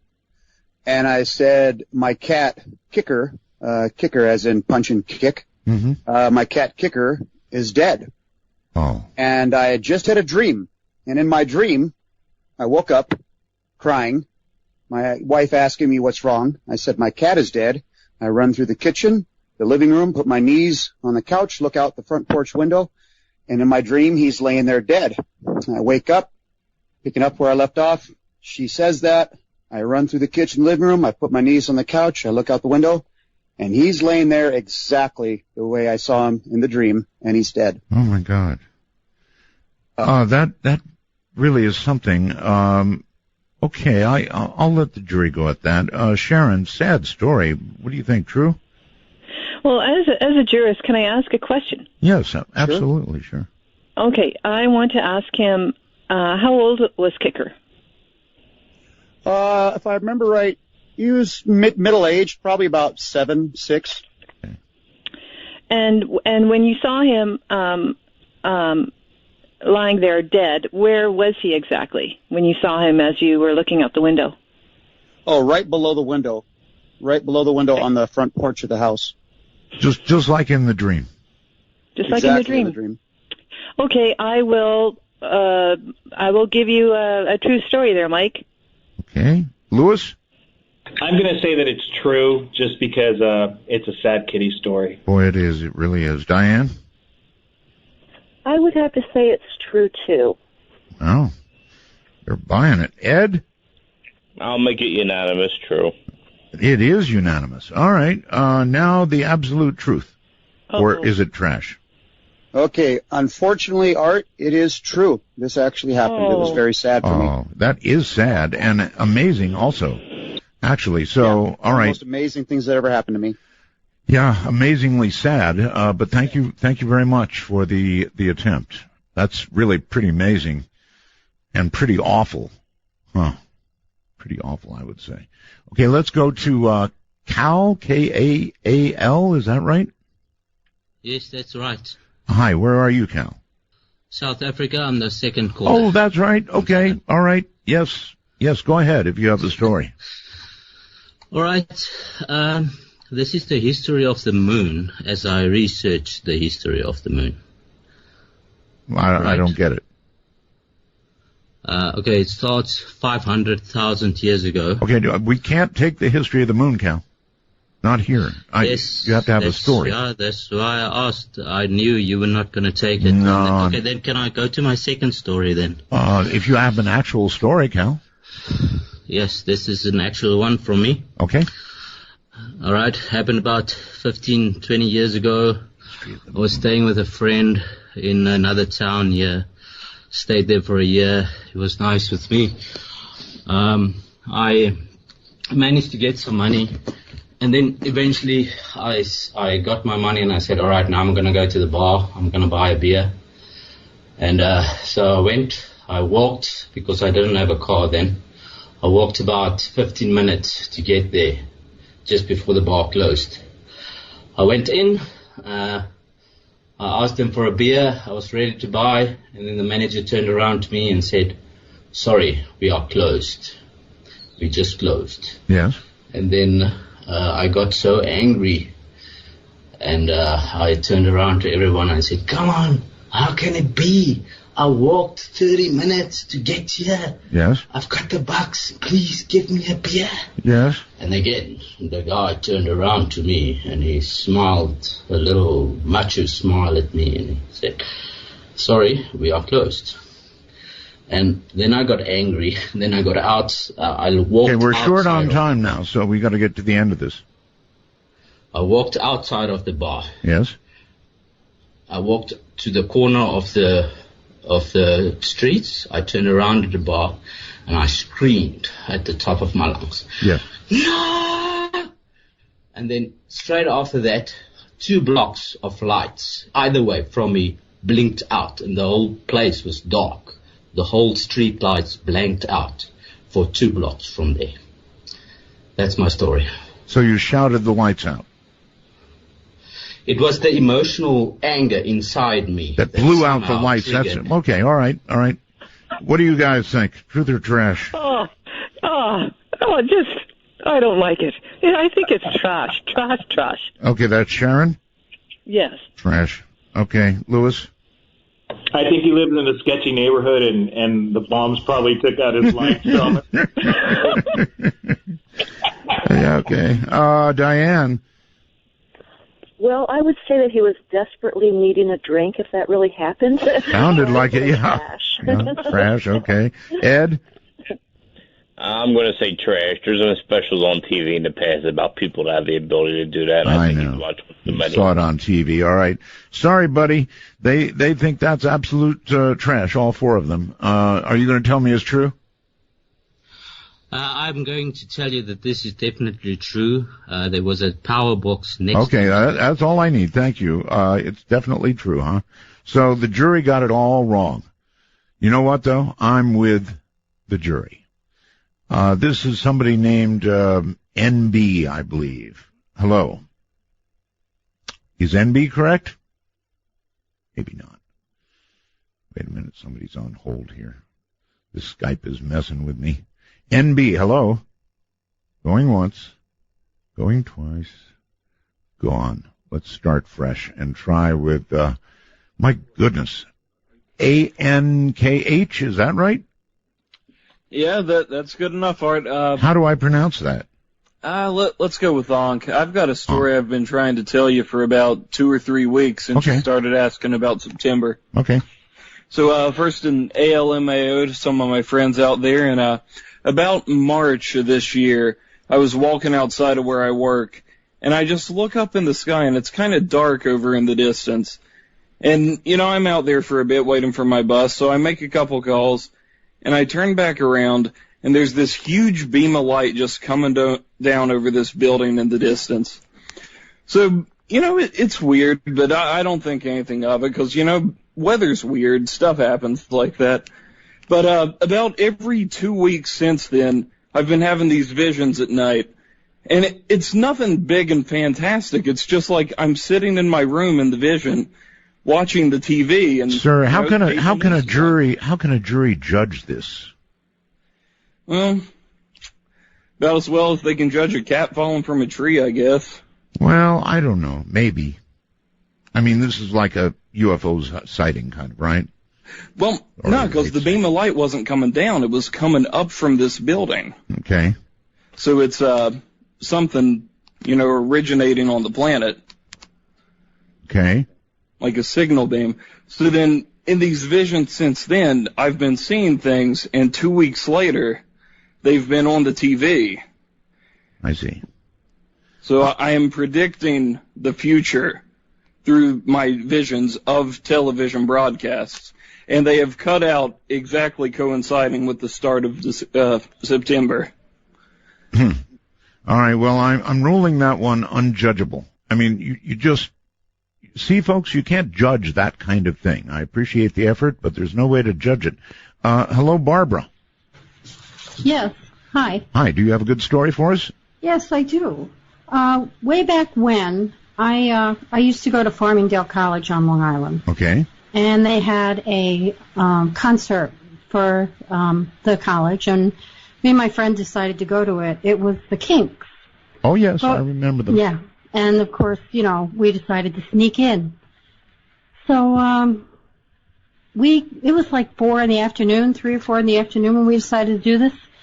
The concert was held in a gymnasium. So we go in there, and the bleachers are pulled down on one side of the room. And there's these guys sitting on the bleachers. They kind of look like English guys, Yes. They had long hair. They were playing cards. Okay. So they asked me and my friend if we'd like to play cards with them. We were kind of shy, and we said no. And they said they were playing Whisk. And we kind of thanked them, and we went and we sat down in one of the chairs, and we were embarrassed because we were sneaking into this concert. So we were in there like 2 or 3 hours waiting for the concert. Finally, it's time. People start coming in. We're sitting in the front row. The guys come out, the Kinks. It's the Roadies. Mm-hmm. They gave us this kind of, the lead singer kind of leaned forward, gave us a wink and a smile, and we were pretty humiliated because we didn't pay for the concert. And that's my story. That's it. So you snuck into a concert. Yes. I'm not sure how they would judge that. Well. I guess we can try. All right. Sharon? Well, thanks for your confession, Barbara, and I think it's a true story. True. Okay. Yes. Lewis? I think it's a true story. She sounds like a groupie. It's a cruel jury. Diane? I think it's a true story, and I hope you let us tell a story at the end as well. Okay. Ed? I'll say it's true. True. All right. 4 say it's true. Is it true? Yes. All right. Well, Yay. thank you. Thank you for that's one the jury got absolutely right. Let's try Peter. Hello, Peter. Oh, yeah, Art. Can you Yes, hear me now? yes. Perfect. My wife is here. She has a story for you, Art. Your wife? Yeah, Sherry. Sherry. Hi, yes. We're using his computer. Okay. Okay. So a number of years ago when I was at work, I had a lady come in off the street, and I don't know if you've ever experienced that, or those that have worked in an office and somebody comes in and tries to sell you things off the street. So I ended up buying this cute little farm duck, and it was a stuffed animal, and when you tapped it on its head, it would play or quack out 3 different songs right in a row. Like quack, quack, quack, quack, quack, quack, quack, quack, quack, quack, quack, quack, like the whole thing. And then Frere Jacques, quack, quack, quack, quack, quack, quack, quack. Anyway, so the whole idea was this stuffed animal would only quack out like 3 songs without separate notes. So I took this thing home for my children. I raised 2 boys, right. And they were teenage boys. And one day I had this thing in my son's room, my younger son's room, and I was vacuuming while the kids were at school, and this thing started quacking at me separate notes while I was about 10 feet away.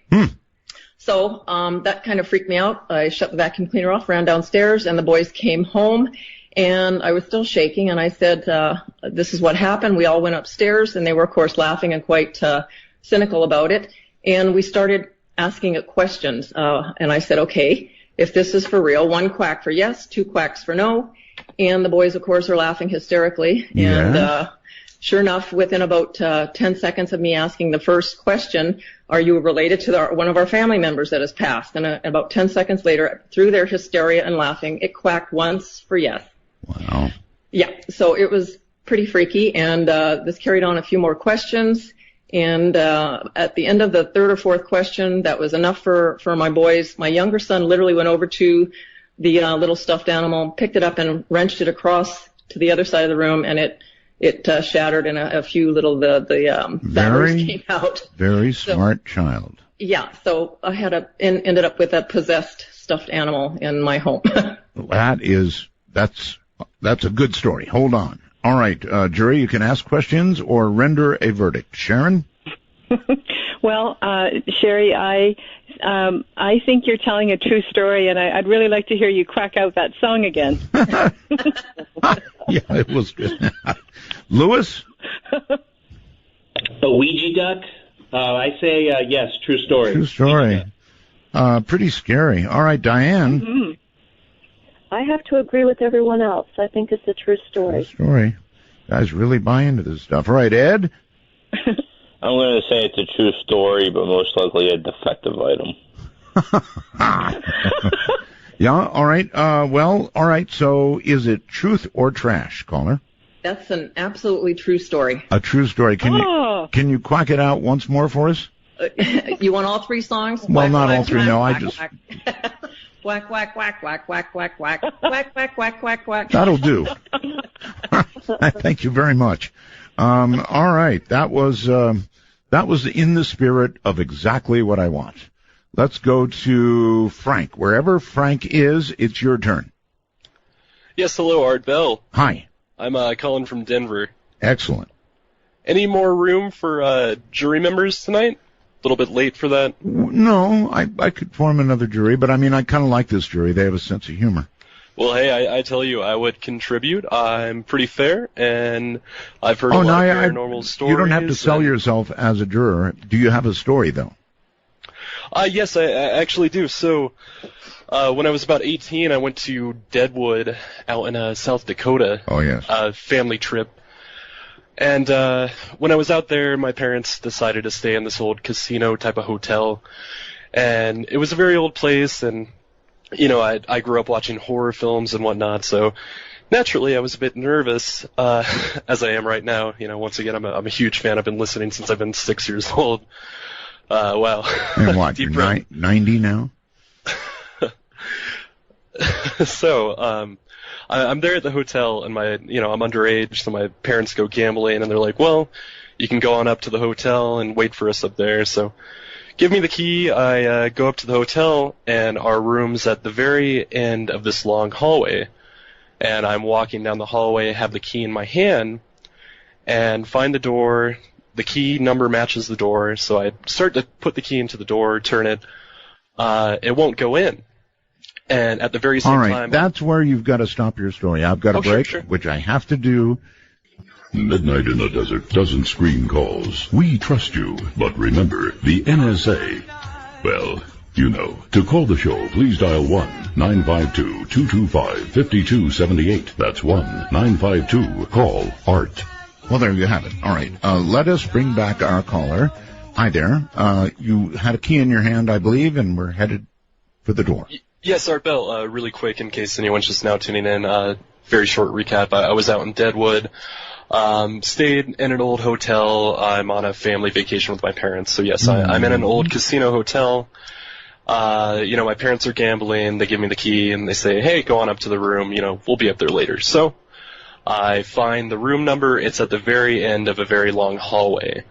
And, I have the key in my hand, it matches the room number, so I'm there with the key, and I insert it into the door. It's not going in.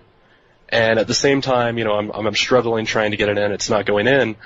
At the very end of the hallway, I look to my right at the very end of the hallway, and I see a bluish orb floating mid in the air, just kind of floating there, kind of moving, almost like in a circular, but kind of like in a random type of way. Yeah.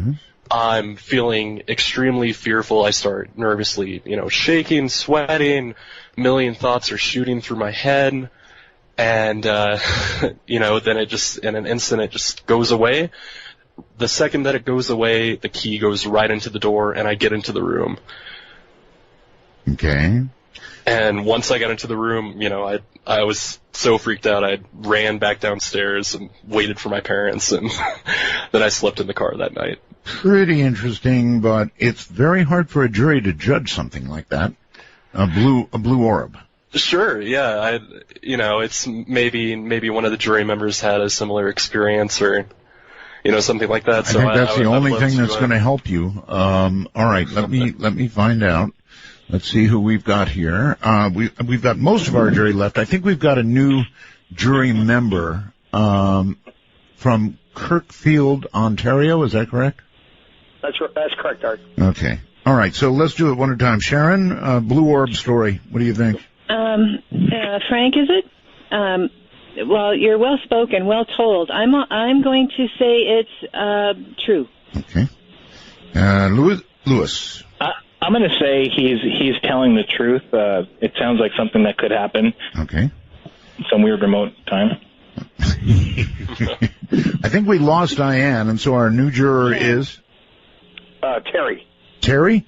And what do you think, Terry? I like the way he delivered the story. It sounded very matter-of-factly, and he presented it very well. I bought it. I say it's true. That's true. And who's left? Ed? Yes, sir. I'm going to say trash. The part about him sleeping in the car is what broke it for me. So. Gotcha. All right. Well, so fair enough. Now the truth, please. Yes, absolutely true, 100%. As I said, I was about, 16, 17 when that happened. And Okay, good enough. I appreciate the answer. Thank you. And let's see if I can straighten everything out here. This has been tough tonight because I expected to do it sort of an opposite way from this. Nevertheless, let us proceed with Marvin. Hello, Marvin. Hello, Art. Marvin, you sound very far away from your computer, and it's hard to hear you. I'm using a headset. Pardon me? I'm using a headset. Now you sound good, Marvin. Okay. Well, I've got a story. Okay. Now, this happened about 13 years ago, and I had gotten sick with, my my doctor diagnosed me as having some kind of pneumonia. Okay. And after I had been home for about, 2 weeks or so, I went to bed, and then I guess I had kind of a dream or kind of a vision. Okay, again, this is going to be very hard for people to judge. But there is a right. real living element to it. All right.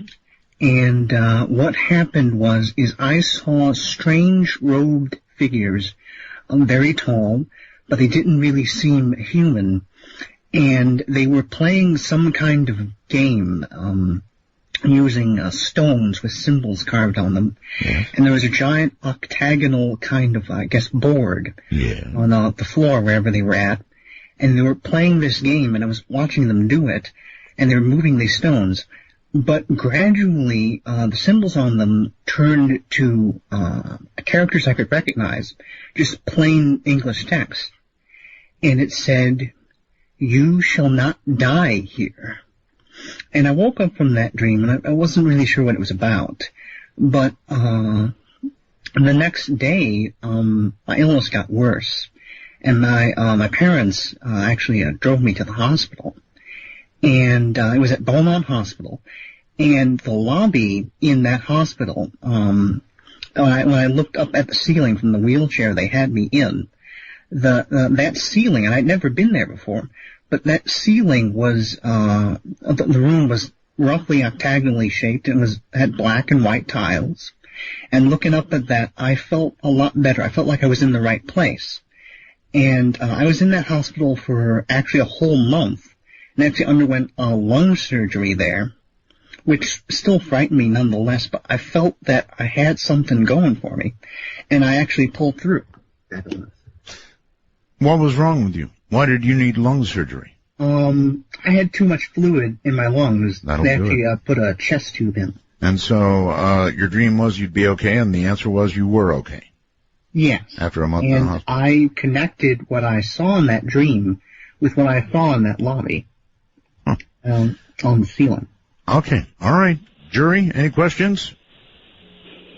Well, it's me, Sharon. I'm getting a little bit of static, Art, but I was going to say I've had pneumonia myself, but haven't had that. I'm glad that you're with us still. I don't know what to say. I'll just say I'm sure it's true. Okay. Lewis? Sounds like the good stuff kicked in, so I'm going to say it's true. Terry? I have concerns about his oxygen level to his brain at the time. I'm going to call trash. Trash. Okay. Ed? I'll say it's true, but I'm sure it was a hallucination. Well, okay. All right. So, what say you, caller? From my perspective, at least, it did happen, and Okay, so you're saying it's true? Yes. Okay. All right. Thank you very much for the call, and take care. From your perspective, it happened. Interesting. Hello, Scott. Hey, Art. How's it going? It's going well. Do you have a story? Hello, jury. I've got a Hello, nice Scott. story for you. All right. Go ahead. All right. 1973, I got my first job in radio. Mm-hmm. I was at it for several months and was driving in to do the morning shift, 5 a.m. to 9 a.m. And about 10 minutes before I got to the station, the radio went dead. And I checked the radio, and all the other stations were coming in okay. So I switched back to our station. Still nothing. So, like I say, I'm 10 minutes out from the station. I pull into the little parking lot, go into the building, and there, lying in the hallway, is the overnight guy dead. Oh, my God. So, self-inflicted gunshot wound. Uh-huh. And I walk into the studio to pick up the phone and call the cops, and I look down on the desk at the program log, and the final entry, which coincided with the time the radio went dead, was suicide. Oof. Wow, what a story. Holy mackerel, Scott. All right, hold on. Don't go anywhere, Scott. My goodness, what a story. Dead DJ, big time. Sharon? Well, I can't relate like you can, Art, but I'll say that's a true one. True one. All right. Lewis? I'll say it's a true story just because crazy things have been happening with personalities and stuff like that. So, yes, true. They have, and very recently, too. Terry? Yep. I'd like to ask Scott a question. Okay, go ahead. Scott, what is an Arbitron? Arbitron is a company in, I think, Hyattsville or Beltsville, Maryland, that does the ratings for radio stations. Good one. All right. Terry? Okay, I'll say true. Okay. And finally, Ed. I'm going to say trash because I would find it hard to believe there's no other people in the building at the time. Well, no, wait a minute. It was the overnight guy. All right. Well, anyway, trash it is. All right, Scott, time for the truth. Well, Art and 3/4 of the panel, I am happy to say I got you guys, but not the last guy. Strangely enough, actually, the station was about 40 miles outside of D.C. in the burbs back in 73, so there wouldn't have been anybody overnights. But that story actually did happen at another place. Well, that's all right. You're allowed to lie. That's the whole point of this thing. I thought I'd spring it on you guys, and I was 3/4 of the way successful. You were. Thank you very much. We're going to break here, and then we'll come back to our jury and our stories. I actually bought that one. I could kind of see that happen. Anyway, this is Midnight in the Desert. Stay right there. But you're in love with me. Lips as sweet as candy. The clock strikes 12, and Midnight in the Desert is pounding packets your way on the Dark Matter Digital Network. To call the show, please direct your finger digits to dial 1-952-225-5278. That's 1-952. Call Art. By the way, I'm sorry, we lost one of our jury members earlier. She wanted to tell a story, so she probably split. I think it was Diane to try and tell a story instead. So if I see Diane calling, I'll try and get her as quickly as I can. In the meantime, let's give a shot. Let's try Jim. Hello, Jim. Hey, Art. I'm calling from Washington, D.C. I got a story for you. Absolutely. Go ahead. My first wife and I, we lived in a house on top of the hill next to Arlington Cemetery here. Mm-hmm. And there were some nights when she seemed to be harassed by these unseen energies. She would, sit up in bed and swat at them and yell at them. Right. And it was a fairly common occurrence. And one night, just after I'd gone to bed, she was already asleep. She sat up and started yelling at them, swatting at them like that. And she was completely unresponsive to me. I couldn't get her to stop or acknowledge me or anything. You couldn't see a thing. I didn't see a thing. All right. So that evening I'd been reading a book that offered techniques for protecting yourself from malevolent energies. Mm-hmm. And the author spoke of visualizing a white light and surrounding yourself with it and expanding it to push these things away. Heard about that? Yep. So I closed my eyes and I started the process. I started to visualize the white light. And when I felt that I was surrounded with that, I expanded it to surround the entire bed. Then I further increased it to engulf the entire house. And it was at precisely this point, she turns at me and grabs my arm and yells, "What did you do?" I said, "What do you mean?" She said, "You put something around the house." Really? I almost had a heart attack. Yes. I was doing this only in my mind. I had never mentioned the technique to her at all before. Wow. And the next day she had no recollection of what had happened. Oh, my God. What a story. All right. I like the story. Jury, what do you all think of it? Sharon? Oh, that one gives me the heebie-jeebies. Yeah. I will say, considering that I was bamboozled the last time, okay, I'm going to say it's true. It's true. All right. Lewis? I'm going to say it's true as well. All right. That's 2. Terry? There's just a little bit too much coincidence in the whole story. I'm going to say trash. All right. So splitting. And Ed? I'll say true.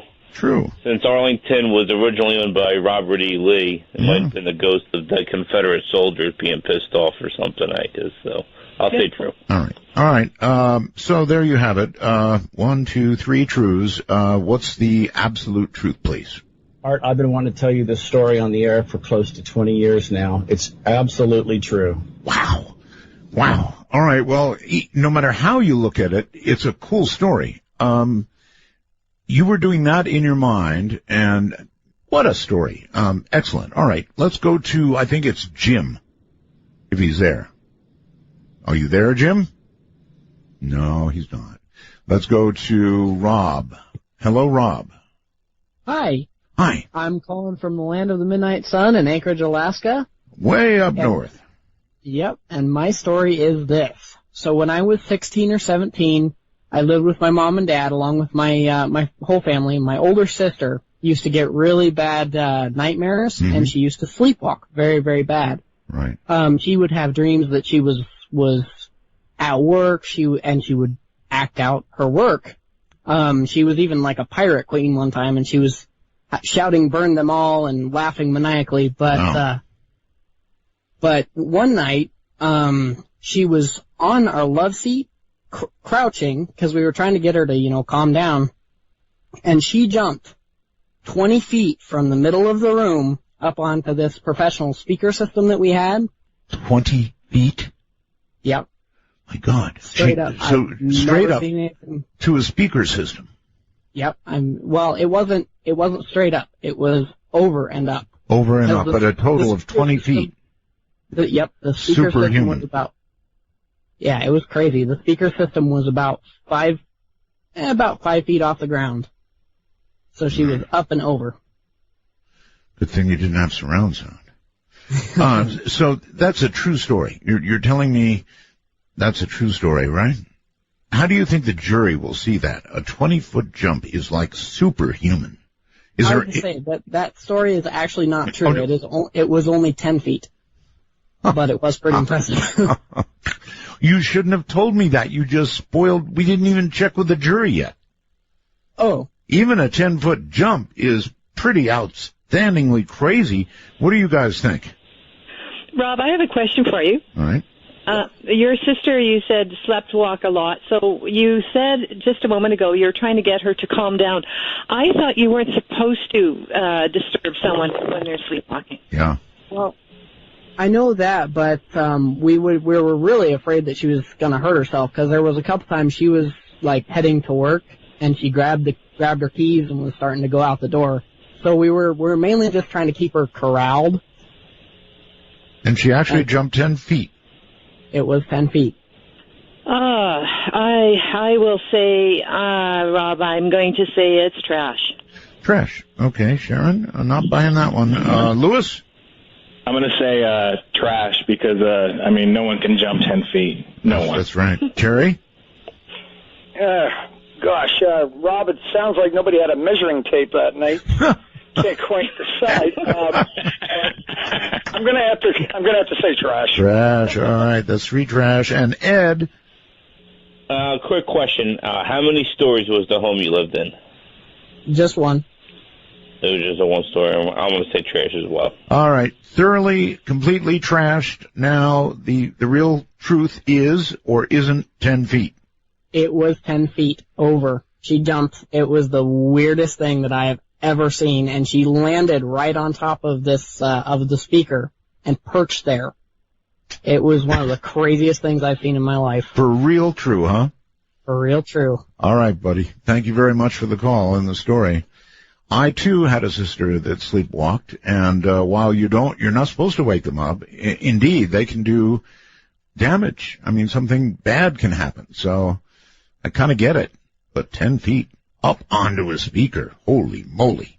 Let's try, I think it's Mike. Is that right? That's correct, Art. Hello, Mike. Do you have a story? I do. Good. 8 years ago, I had a cyst. And it was, let's say... Where? An unmentionable reason. It was in a what? Unmentionable reason. Okay, a cyst in a bad place. Yeah, we get it. Okay. They're called pilonidal cysts. How can look it up. How big was this cyst? Oh, about the size of 3 thumbs.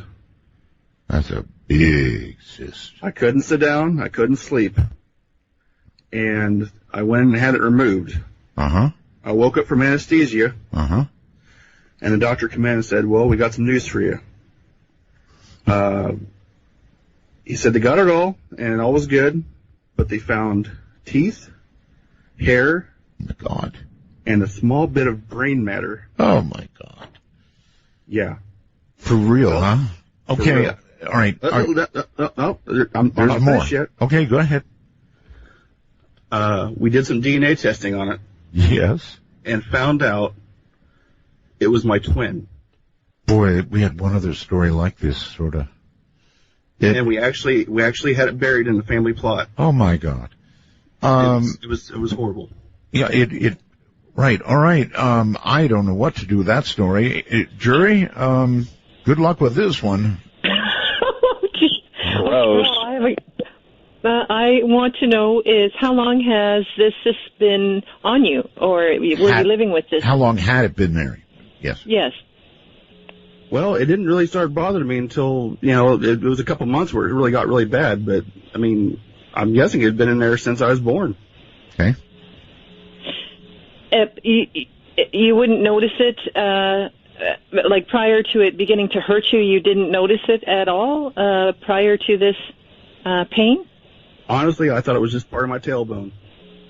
There you go. Part of your tailbone? Yeah. Okay. I'm going to say true. Okay. Lewis? I'm going to say that it's true. It could happen. Hate to think of teeth in there, though. All right, Terry? Well, he does have the cyst in the right location. It would be at the tailbone. I'm just trying to decide if the rest of it is true. And I'm going to give him the benefit of the doubt. True. All right, Ed? True.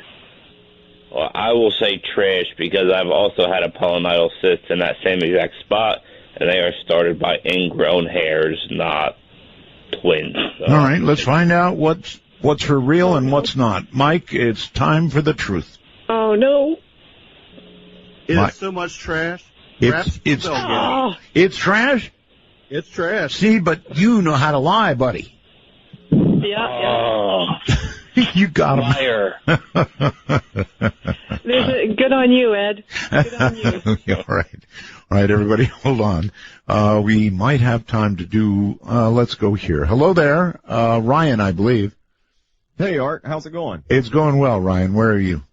I'm in Mount Pleasant, North Carolina. Excellent. Okay, well, the jury listens.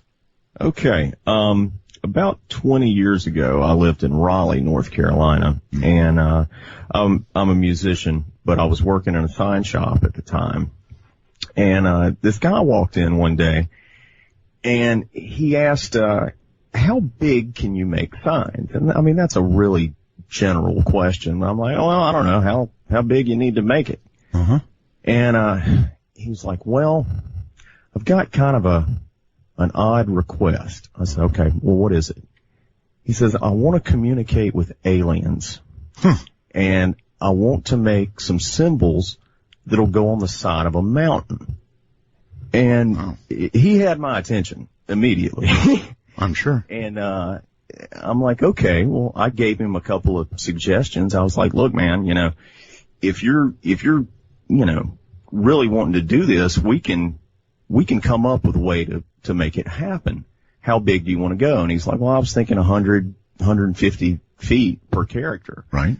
And I'm like, well, what kind of characters are you going to make to communicate with aliens? Right. And he was like, well, I've got some symbols.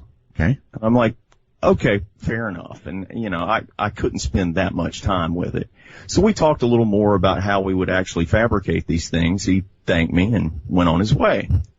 And over the years, I've thought about it here, there, and, just briefly it'll pop into my head and whatnot. Well, the more I think about it, I remember what the guy sounded like. I remember what the guy looked like. I think it was Dr. Stephen Greer. Oh, really? Dr. Stephen Greer, the Dr. Stephen Greer we interview from time to time here. Exactly. He's from North Carolina. Right. He was going to do this in the Appalachian Mountains. Cool. Might be something Dr. Greer would have done, too. And, yeah, I mean, it sounds like the kind of thing he would do. It really does. And you've seen photographs of Dr. Greer since, I presume. Oh, yeah, absolutely. And so are you suggesting to us that it was, in fact, Dr. Greer? So I think so. All right. Hold it right there. We will come back to you after the break, okay? That's an amazing story. Don't hang up. Just stay there, Mark. This is Midnight in the Desert. Never turn you down when all the others turn you away. They're around. It's not radio, but it is. He didn't finish. To initiate a dialogue sequence with Art Bell, please coordinate your phalanges and call 1-952-225-5278. That's 1-952-CALL-ART. Technology. Okay, so unfortunately, unless he calls back, we lost Ryan. I'm sorry about that, Ryan. Although, it sounded as though... There's Ryan. There's Ryan Good. Hello, Ryan. Hello, Ryan. I'm back. Okay, good. All right, judgment time. And it's a pretty cool story, actually. Sharon, what do you think? Could that have been the real thing? Well, I think, Art, by your response, I'm going by how you responded with almost delight learning who this person was. Well, my delight, let me tell you, Sharon, my delight was just thinking about the possibility, because it's really something that he might have done. True. I'm going to say true. True. Okay. All right. So she's going by what I said. Lewis? I'm going to say true as well, just because the guy, I heard the interview, and it sounds like something he'd do. It does. Terry? It does. Kind of weird. Okay, I think this is a masterfully constructed lie. Okay.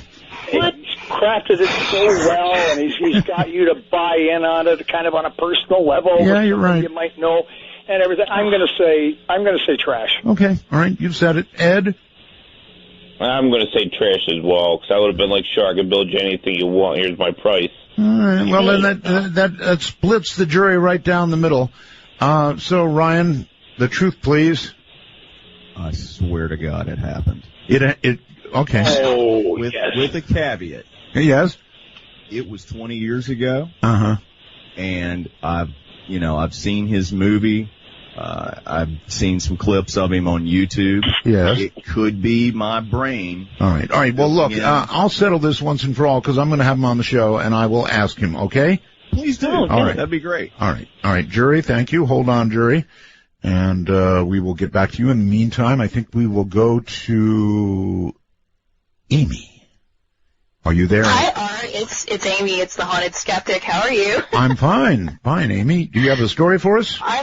Yes, I do. I get really nervous thinking about this story because it happened about 5 years ago. Okay. I was out on a road trip with my girlfriend. We were doing this great American road trip through the Southwest. It was wonderful, brilliant. But we were on our way back home, and we were taking this route through West Texas, and we had some car trouble. So it was getting late. It was really late in the day, and as you probably know, it's like there's no cellular reception out there in West Texas in a lot of places. It's really spotty. Right. Every time, even in movies, when people get in trouble and monsters and bad people come, there's never cell reception. Never. I know, right? Well, I've driven plenty of places. I am a road trip queen. I love my road trips. I've hardly ever had like any issues going out on road trips or anything. But back to the story. So started having some car trouble, and we had like no cellular reception, and it was around the end of the day. But I had remembered passing like this house about maybe a mile or so back, and so after walking for a little bit, we came upon this. I guess it was like a farmhouse. So we knocked on the door and we asked if we could use the phone, and this guy answers, and he just tells us he's like a caretaker there for the owner, but they didn't actually have a phone there. So it was getting late, but he said that we could go ahead and stay overnight, and he promised to drive us to the nearest town the next morning, which was probably about maybe 50 miles away. So what could we do? We said, okay, it was better than sleeping in the car. Sure. So it was totally weird, though. The guy had like no food. We just sat there maybe for the better part of an hour, and he just stared at us, like before he offered to let us go ahead and sleep in like one of the guest rooms or something. And so I decided, okay, well, I'm getting tired. I don't want to just sit there and stare at this guy anymore for the rest of the night. Okay. So I went off to get changed, and I had this really funny feeling, and I just kind of out of the corner of my eye, I glanced out the window, and I noticed the guy was peeking in on me from the outside. And I did not want to say anything. I didn't want to act startled or anything. I just kind of turned around slowly. I was going to go and get my girlfriend. I think she was like outside looking for a dog or something. She'd let her dog out because we'd had it on the trip too. But then I turned around, and like there he was. He was right there in front of my face. And so I was thinking, how in the world is this possible?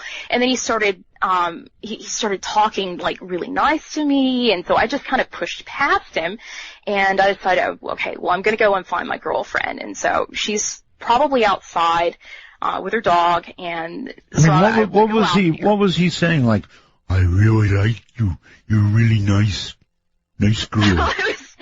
It was actually kind of like that. I mean, he was talking about my hair and everything, and it was really weird. And okay, so we got to get to the end of it. So what happened? Okay. So getting to the end of it, I went outside, and I was looking for my girlfriend. I see this light kind of out in this field back behind the house, and I don't see her anywhere, don't hear the dog. So I decided, okay, well, maybe there's like another house or something over there. Maybe she went to go and talk to somebody else for the phone. So I walked over this light, and turns out it's like this giant bonfire. And so I approach like this whole area, and I just see nothing but like maybe 8 women out there fighting in nightgowns. It was just so strange.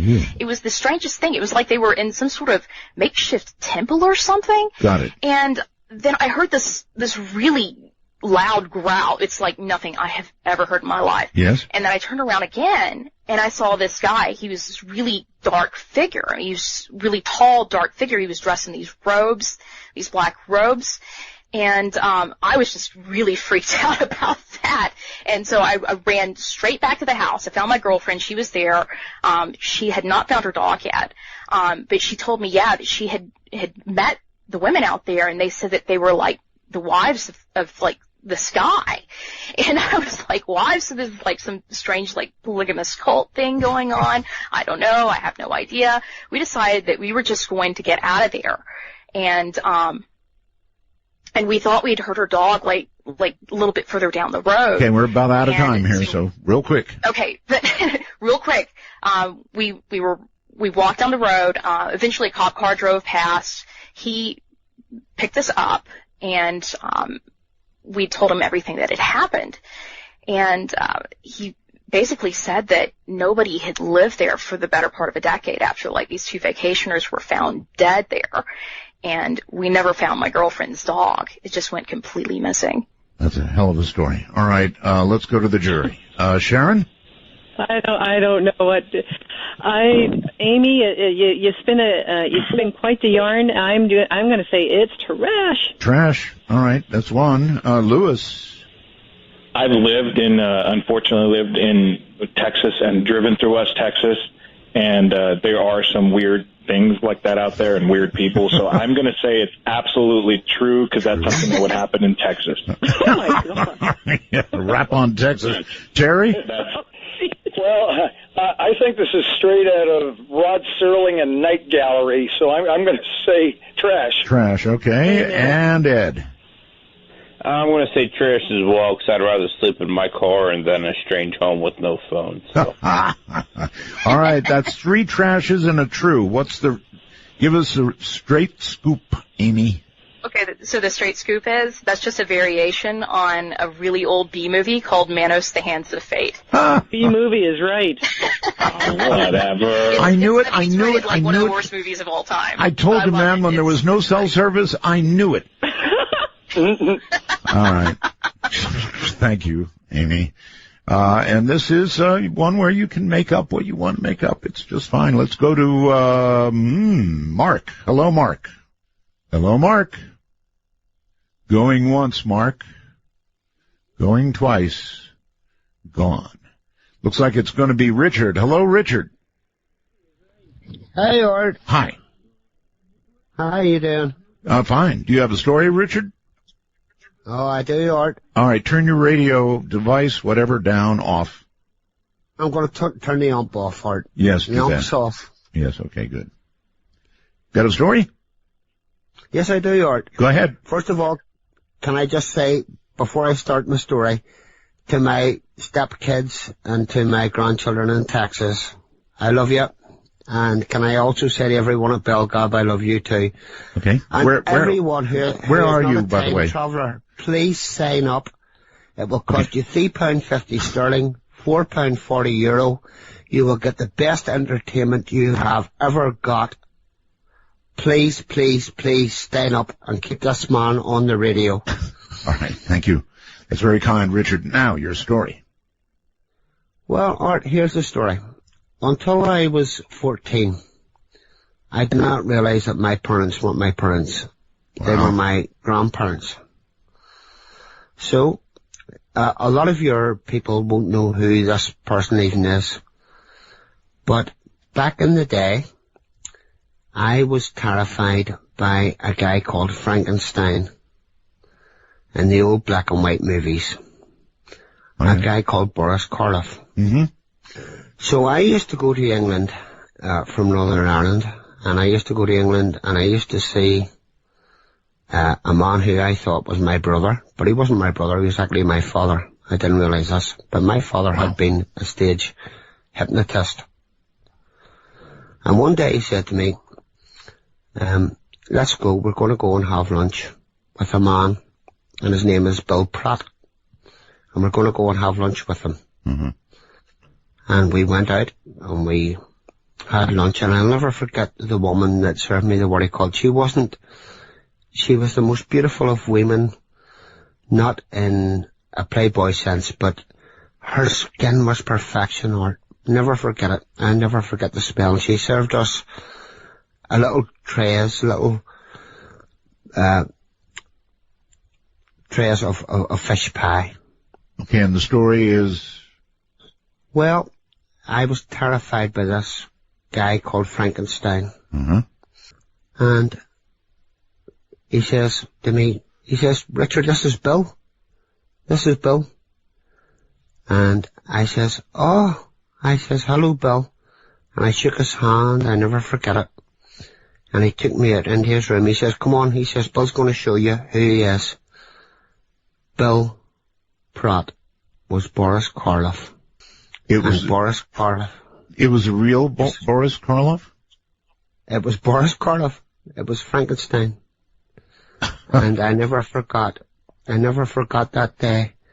And I was never afraid again, Art. I was never afraid again. So you met the real Frankenstein?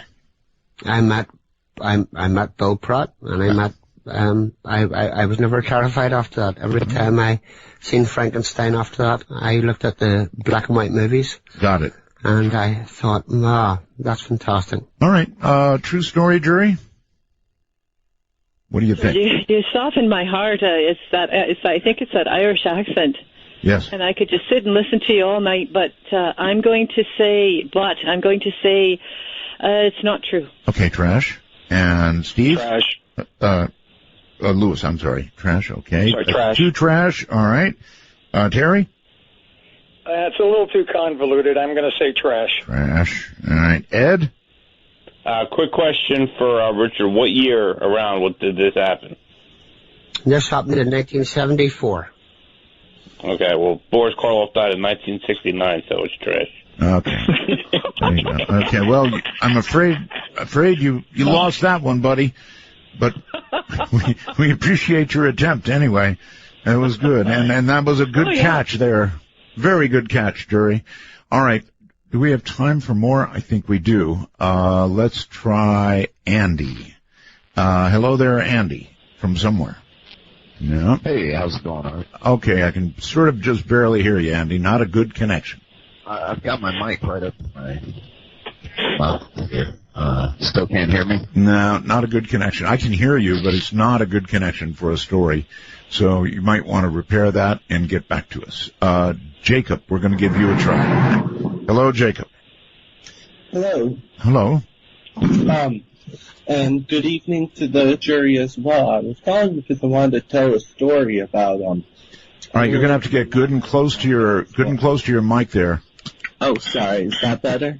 What are you using?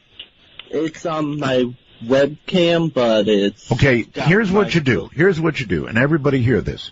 Pick the webcam up with your hand and talk into it like a mic. That's what I had been doing. Okay. Okay, so can I go with my story Yes, now? you may. Alright, so my cat has me trained basically. She'll jump into my windowsill at night when she wants to come in and like slap the window, and I'll go out and get her. But one night it was pretty foggy outside, so I couldn't really see, and I heard the knocking. So I was going on my way out to get her, and I saw a room with a light on, and I went to turn it off because I figured my brothers had left it on when they went to bed, but my cat was in there sleeping, and I ended up not going outside at all. Okay. And that's the whole story. That's the story. Well, I'm not even going to submit that one. Thank you for the attempt, but very quickly, Joe, do you have a story? Hello? Can you hear me? Yeah, now I can. Okay. Yeah, back in about 2001, I was working on a photo map. Okay, your audio is not good, buddy. Can you hear me now? A little better. I don't know. What are you using? It's an Android phone. An Android phone. Are you speakerphone or what? How's that? Oh, God, much better. Okay. Yeah, back in 2001, I was working at a photo mat in North Carolina inside of a Target. It was like a Kodak booth, you know. Right. And there would be this arson investigator that would come in, and, you know, maybe a couple times a week he would have photos developed of different fire scenes he was investigating. Right. And he, you know, the work he did was kind of interesting, so when his photos popped out of the developing machine, I would look at them kind of closely. Very quickly, because the show is ending on us here. So, anyways, I pointed out this little, like, burnt can that was in one of the photos, and he said he hadn't noticed it. And he went back to that place, investigated it again. Right. Basically, I solved an arson case by looking at a photograph. Holy mackerel. Congratulations. That is quite a story. All right, jury, that's a good one. What do you think? Sharon? I'd say true. True. Lewis? I'm going to say true as well. Really? Okay. Let's see, who have we got left? We've got Ed left. And what do you say, Ed? I'll say true. True. And Terry here, Art, I'll say true. Okay. Terry, listen, I want to take a moment. Well, first, let's find out. Is it a true story or not? No, it's completely false. I did see it. I saw a naked rock band, but I can't talk about that because I don't want to get sued. So. You tore him up, man. Good job. Yeah, good one, good one. Yep, thank you very much. And jury, I want to thank you for your service. I mean, you've been overwhelmingly good, all of you. So. Oh, thank you, Art. Thank you. Thank you. Everybody have a good night. Everybody have a good weekend, all right? Dark matter. Later, everybody. That was fun. All right. Solved an arson crime. Totally false. Blew them all away. From the high desert, I'm Art Bell. Good night.